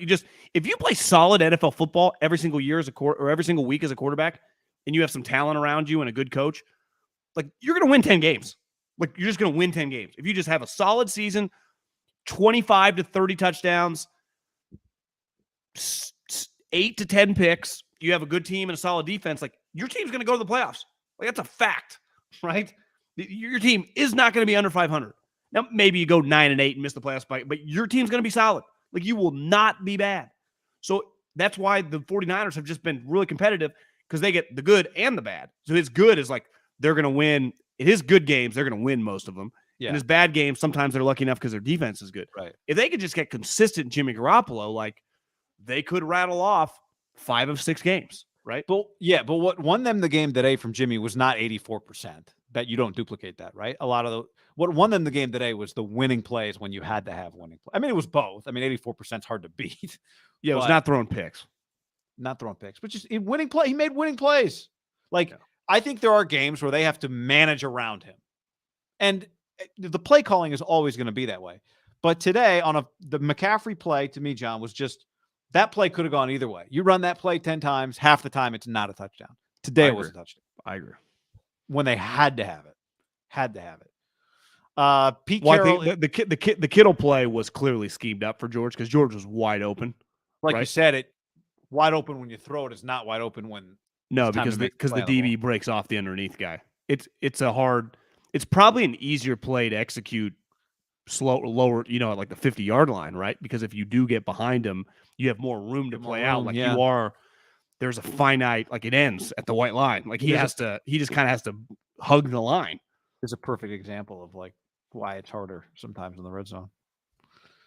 You want to hit a few other things that happened today? Yeah. Is there anything else in the Niner game that we haven't talked about? I mean, without going through like everybody's performance. I do think they went 10-7 last year with 2-4 in the division. Now, obviously, 2 of those wins were the Rams games, but 2-4 is a terrible divisional record, even for any team that's going to be above 500. I would imagine when we have 5 years of data for the 17-game seasons, any team above 500 will probably at minimum be 3-3 in their division. The odds, if you go 2-4 in the division, what you have to do outside of the division the rest of the season, like that, especially because, like, wait, you can't get up for your own divisional teams. Like, you're going to be beating these random teams, especially uncommon opponents. They're already 3-0. So if they just split with Arizona, they're going to be 4-2, right? If they just get one more win of their next 3 games, which not ideal, but like put them in pretty good shape because they already beat Seattle. Like 4-2, you would sign up for 4-2 at the start of the year, every single year in your division, I think. Yep. And they're in position that, like, I don't know if 5-1 is out of the realm possibility. And I think we talked about this over last week, and you and I have definitely texted about it. Like, Arizona's a good, shitty team with Hopkins back. Like, they're kind of just scary. They're not you don't look at playing the Texans and playing the Jags the same as playing Kyler and Hopkins. Hopkins is a problem. And listen, he's mopey. God, he's mopey. I saw today when they cut to the sideline, he just. Now, he a couple times they did cut to the sideline. He had just thrown interceptions. Yeah. But in the history of civilization, relative to 45 million, so whatever 45 million was in the history of civilization over the years, there has never been a more unhappy super rich guy. I mean, he is the mopey, lethargic, despise his energy, really do. But little fucking guy can make some plays. It's weird. Like it's like sometimes you watch me think, does he hate football? Like, would he rather be playing baseball? But then you watch him play, and it's like, no, I think he likes this. He likes running around. You know. I was looking. I think he threw for 3 touchdowns today and 320 yards. Like, he does make plays. He's better than a guy should be if they don't enjoy it, but sometimes he just looks like he doesn't enjoy it. And he averaged 6 yards a carry. I mean, I saw a couple plays today when it was just some guys chasing him, and you just know he's not going to get him. No. He's just not getting there. No. Sorry, bro. I've seen this before. Not going to happen. Pete, we mentioned this. Pete Carroll's 5-3. Raider game, John. Raiders got their asses kicked by Dennis Allen. Even Vic Tafur tweeted he tweeted something today that clearly Mark Davis and Dennis Allen really actively do not like each other. Well, do you remember the story? They didn't talk. Yeah. I think his last 12 months on the job, they never said a word to each other. Like, it was a mutual hatred. Mutual hatred, yeah. Mutual hatred. Like Dennis, it mattered to both of them to beat the other guy. Well, the Raiders did not cross midfield until there were 3 minutes and 15 seconds left in the fourth quarter of their blowout loss to the they got shut out. Shut out, which is a 0 is in an NFL game. Road game. In New Orleans, 24-0. Andy Dalton.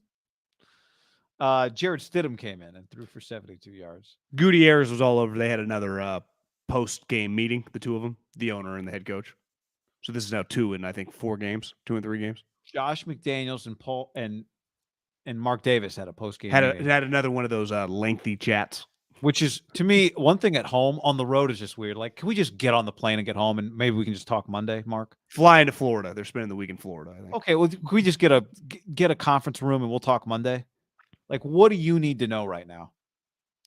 What do we have to talk about? Unless it's the... Do you think it's inconceivable that he gets traded this week? If they hadn't just got beat 24-0, I would have said no. But I don't. You asked inconceivable. I do not think it's inconceivable. It would still surprise me. I'd fall out of my chair, but I don't think it's inconceivable. If he were just traded, more than likely it would be a decent to bad team. Do you think there's any chance that he would just quit? Because he said over and over, the only team I'm ever going to play for. Would that be pretty crazy if they tried to trade him and he just claimed no chance? But I don't see it. No, I don't think that would happen. So if he got traded, let's just pick a team. Texans. You think he still plays? Doesn't go? I mean, the Texans are pretty unique, right? Given how bad it went for his brother there. Colts. No, it doesn't quit. Colts. I mean, good running back. Good, no. I think they have to contemplate. This is not. But what are you getting? Are the Colts going to do? Is Jim Irsay now? Maybe Jim Irsay just watched his golden boy, Sam Ehlinger, get beat today by Heineke. Irsay said he wants to watch him play all year long, though. At home. I mean, sorry, that's what Frank Reich said, not Irsay. But I guess are you really going to let a coach that you might fire go? You traded picks for Carson. You went and got Matt Ryan. Are you going to let him go get Derek Carr? Now I could see, but the flip side of it, maybe Irsay thinks I like this guy, man. Remember Derek beat him on Christmas last year in Indy, made the sweet play.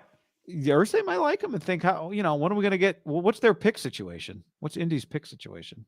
You see Derek average 3 yards a pass today. I did not see that. I do know that Jarrett Stidham was the quarterback when they passed midfield. Ahmed says he has a no trade clause. Maybe you're right. Forgot about that. Does he? I would just say, hey, Derek, we don't want you to be here anymore. I'm kind of the opinion if a team wants to trade you in football, it's one thing in basketball where you could just, you're making so much money. I guess Derek could do the holdout. Like, I'm just not showing up. He's made a lot of money. I'm only going to play for the Packers or something. I don't know. Has anyone ever become an incredible story from drugs, addiction to stardom, and then feel like once he became a star, he kind of just tapped out, doesn't even try anymore? Like, what the fuck? You think because Waller doesn't play? Is Waller even in the NFL? Like, what? He's hurt. Is he though? Like it just feels. Well, like yeah. I mean, it's not. Here's the thing with Waller, John. It's not like Waller has 70 million guaranteed coming to him. Now you could argue, hey, if I told anybody 22 million guaranteed coming to you, or 19, I think his number's like 19 or 20 guaranteed. Meaning, like even if they cut him next year and his dead cap is like 8 million, he's getting 19 or 20. I mean, some people, if you just over it, 20 million, you're like, I don't need 50. I could just get 20. But there is money to be made, right, on his contract if he plays, as opposed to just getting the minimum amount of guaranteed dollars. I don't know what the difference would be. He's a tight end, so it's not like the contract's worth $70 million. If the draft was tomorrow, 1, 2, 3, 4, 5, 6, the Raiders would be drafting 7th. That was not the plan heading into November when Josh McDaniels was hired in January, right? If I would have told you you'd have the 7th worst record in the NFL headed the second half of the season, going into the Jags game, week whatever this is, 9, they'd be like, bullshit. If I would have tweeted this out all spring, Raider Twitter would have burned down my account. In fairness, it would have sounded kind of crazy, right? They just won 10 games. It would have been hard to fathom. They had everyone coming back. They added, especially after the Devontae trade. They stink. Wasn't this a thing before? Like, didn't they used to be really terrible in November? Del Rio, maybe? Maybe I'm wrong. Waller's contract's worth $51 million. So, if he only makes, but the total guarantee is 22. Can I tell you the teams that have the same amount of wins they do? The Steelers, the Jags, the Browns, the Bears and Saints have more wins. Well, I mean, the Saints just beat them 24-0. So, wait. So who are the 6 who are the 5 drafting ahead of them? The Steelers, the Browns are 2-5. Jags, who I think play tomorrow. I think the Jags, the Steelers, thank you, Panthers, and then obviously the Texans and Lions holding down the fort there with 1 win. God. Lions are like 1 player away from being a division winner, and yet somehow are a 1-win team. I mean, I'm a little stunned with how shitty the Raiders are. I am too. I thought they'd be good. I thought they'd be good. Not great, but better than Denver, which they're not. No, they're not. They're 3-5. Now Denver's played 1 more game than them, but interestingly, the Raiders and the Broncos each have the same exact number of net. They're both -11 in points on the season. They have exact same. Do you think he's ever going to stop saying "Let's ride," or is he going to say that in infinity until I think it's until he's got another slogan. It's "Let's ride," and then he just tries to monetize it with shirts if they're ever good. Let's ride. Which I was talking to a buddy of mine who works in college athletics the other day, because he was like, somebody should check, are any of these college athletes making any money on their logos? Because every guy gets a logo and you can sell your merch and whatever. And I said, I doubt there's, if anyone's making much, I mean, it's a small number of guys, because most pro athletes don't make money on their logos. Russell Wilson, you can go to like the whatever lids or what's the Sixers guy site, Fanatics. You could Google Russell Wilson and you could buy Russell Wilson's logo hat. Now, he might get a cut of every hat sold though. But my point is, how many hats are getting sold? Well, not Russell's, none. Well, yeah, but I'm just saying, like, pick another guy. Like these guys, if Russell Wilson's not making money on hats, well, what color? Here's Russell's hat, 4 different colors, $32. Lids.com. No, that's a freebie. But pick other guys. Like who? And nobody's making money off of these logos. Pro athletes aren't making money. Now, you might buy Damian Lillard shoes, but are you buying Damian Lillard logo hats? I would guess not. Most people are not buying that. Yeah. The personal logo just is not a moneymaker, I don't think, is my point. Sorry, separate topic. No, I agree. I mean, when you think about like what's the biggest personal, like Barstool is not a personal brand, right? It's a company brand. Yeah. Well, Brady, TB12. TB12 would be the one, but even then, how many hats is he really selling? Well, I bet not that many. No. I don't think any holds a candle to like company brands, right? Like Adidas, Nike. I think Barstool is like a new age that you were just, I stumble into it a lot in Arizona, like people just wearing a Barstool shirt or Barstool hat, Barstool what's big, obviously, in golf, like the head covers, just like a Barstool head cover. Yeah. But like I've seen a lot of those. when you say Barstool, like for that guy, he's not like, it doesn't just like, well, this is for Dave Portnoy, or this is because of PFT. It's just the brand. Honestly, it's a good looking logo. It's a really good looking logo. It looks good, and it's an easy brand. Just like a lot of brands are company brands. Like, you're right. I didn't even think about the individual. Like, no one's buying Caleb Williams. Tiger, the difference with Tiger is Tiger wears you are buying the golf shirt that Tiger golfs in. You are buying the hat that Tiger golfs in.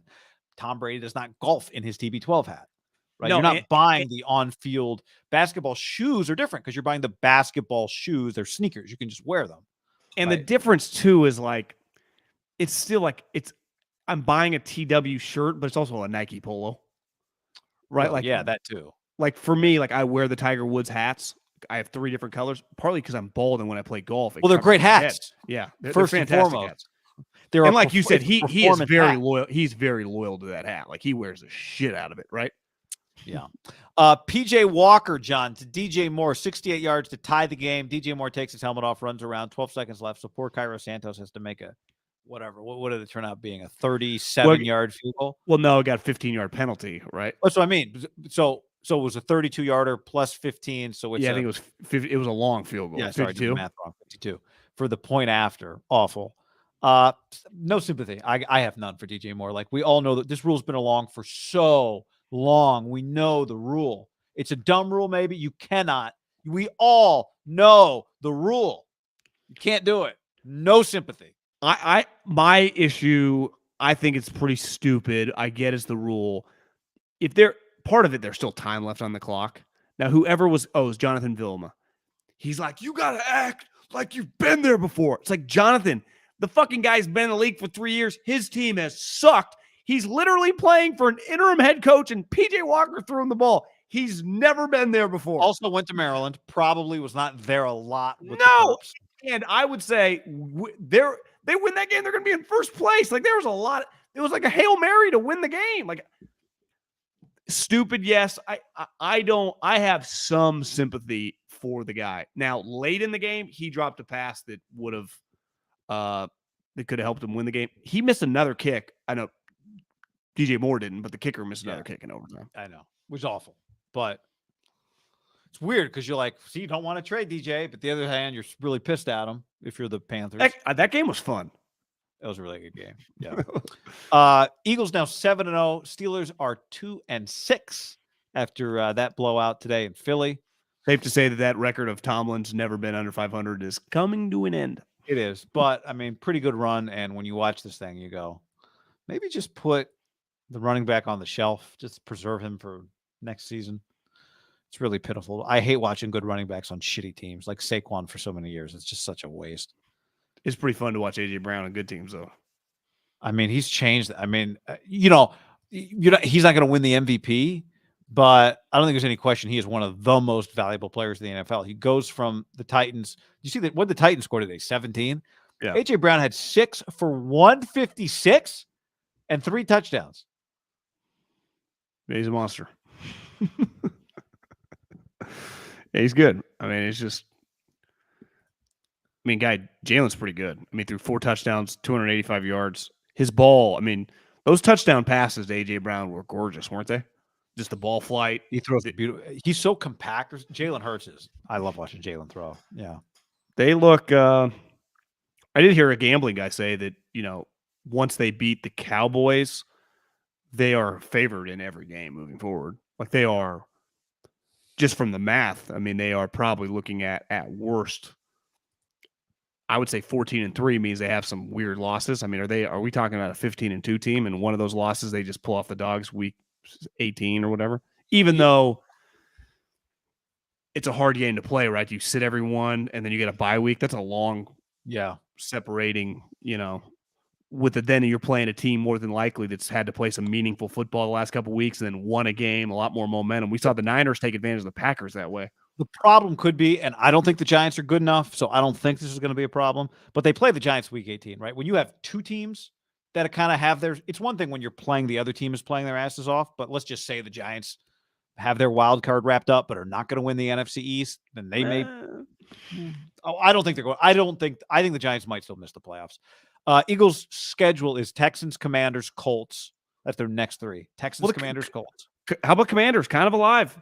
That's the only division where every team in the league is 500 or better. I mean, their record relative to the other division is probably not even close, right? Commanders 4-4 right now. Yeah. The combined record of the teams 4-4. You have the Cowboys and the Giants are now both 6-2, and then Commanders, like, they are well above 500 as a division, right? Yeah, I mean, 7-0, 6-2, 6-2. So that's 4-4. So that's 10-6 plus 6 is 16-8 plus 7 is 23-8. I think I did that right. You say 16 plus 7 or 18 plus 7? Oh yeah, 16 plus 7.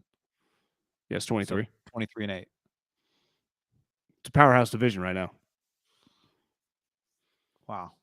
NFC East. Who knew? I mean, the Bears-Cowboys game was close. I don't know. Did you see much of that game Sunday? But well, the Bears were getting their ass kicked, and then they kind of came back, you know. Yeah, well, they scored 21 in the third quarter. The Bears. But the Cowboys were up big when they were coming back. Or fourth quarter. Oh, sorry, wrong box score. Hold on. I mean, it was what, 28-17 at the half. But then the Cowboys scored, I think, in the second half right away. They were up several scores when I watched. I mean, at one point in time, it was like, what was the final score? 49-29. Yeah. But at one point, it was the Bears kicked a field goal in the third quarter, and it was 28-23 at the end of the third. And or maybe not the end of the third, middle of the third. So Packers-Bills, kind of good game. Bulldogs, Jake Haener back last night. Just shout out to Jake Haener. Big comeback win. Touchdown onside, touchdown 2-point onside touchdown. No dogs down. The magic is back, John, on Bulldog Lane. Best nickname I saw this weekend. Not that this is a category. Nickname for Kyrie. Remember World Be Free is a name. A former ABA player. Did you see this one? Someone called him World Be Flat. Oh, that was pretty good. That's not bad. Here's my take is when you say LeBron or Kyrie, and then it's going to lead into like their thoughts or what they're doing now, I immediately go swipe the other way. Like I'm not going to listen, watch the story, click on the story.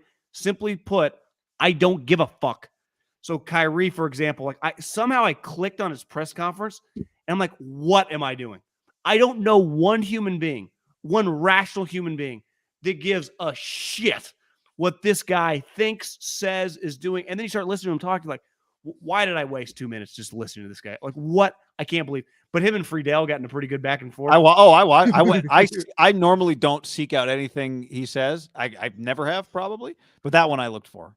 Yeah. And Friedel I was unimpressed with Kyrie's performance. I'll put it that way.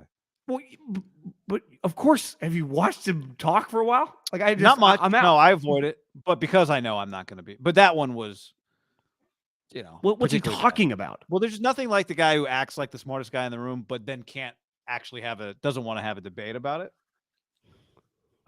He found his name in Hebrew and then he searched it on Amazon Prime. Did you see that part? No.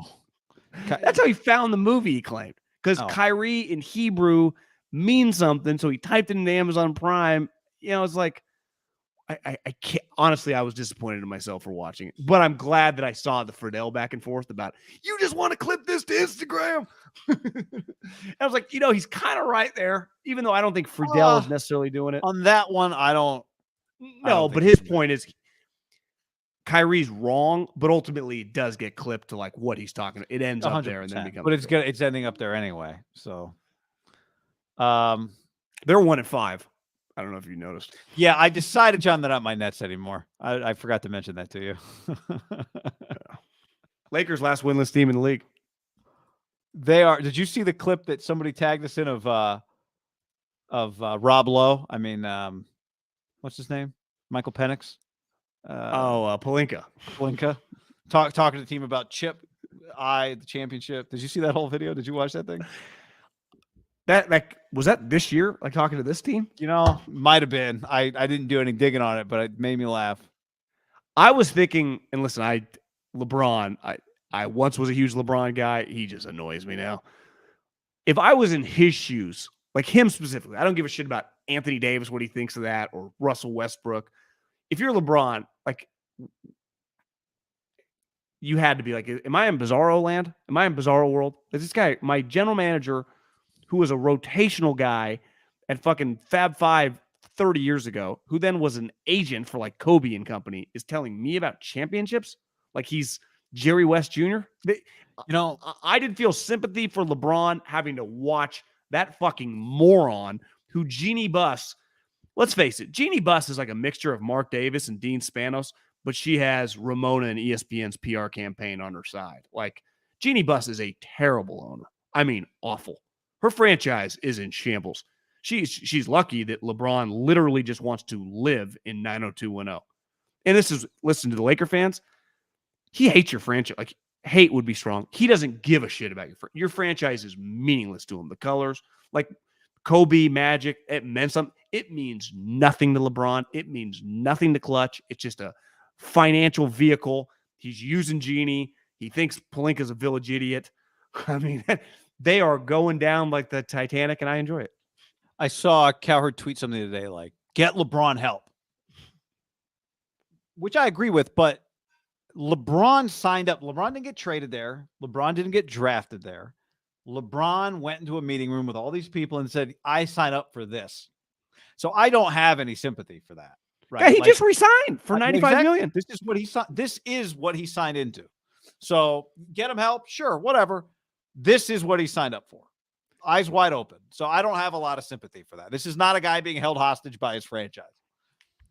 He also pushed for Russell Westbrook. No, I will say that. The one thing I will say, LeBron, like LeBron shows up and plays for the most part, right?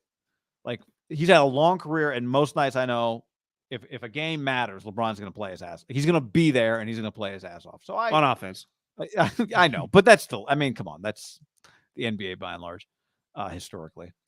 Anyway, anything else, Dad? Could the Lakers really go like 10-72? That'd be pretty cool. Oh my God, could you imagine? Because these guys are going to not keep playing hard if you get to like 0-15 if you're LeBron. Like you can't take games seriously anymore. No, and you're like, you know what? Only got so many years left in me. Not worth wasting it on this season. Yeah. LeBron will be on TNT at halftime of a Warrior. Well, he is trying to pass what's his name right for the all-time leading scorer. So he's gonna he'll play and shoot jumpers, but he ain't like driving dunking on people anymore. Could hurt the career field goal percentage. We got a game here? No. All right. Good hair day for Rodgers though. Is it? I haven't seen him. Just good flow, you know.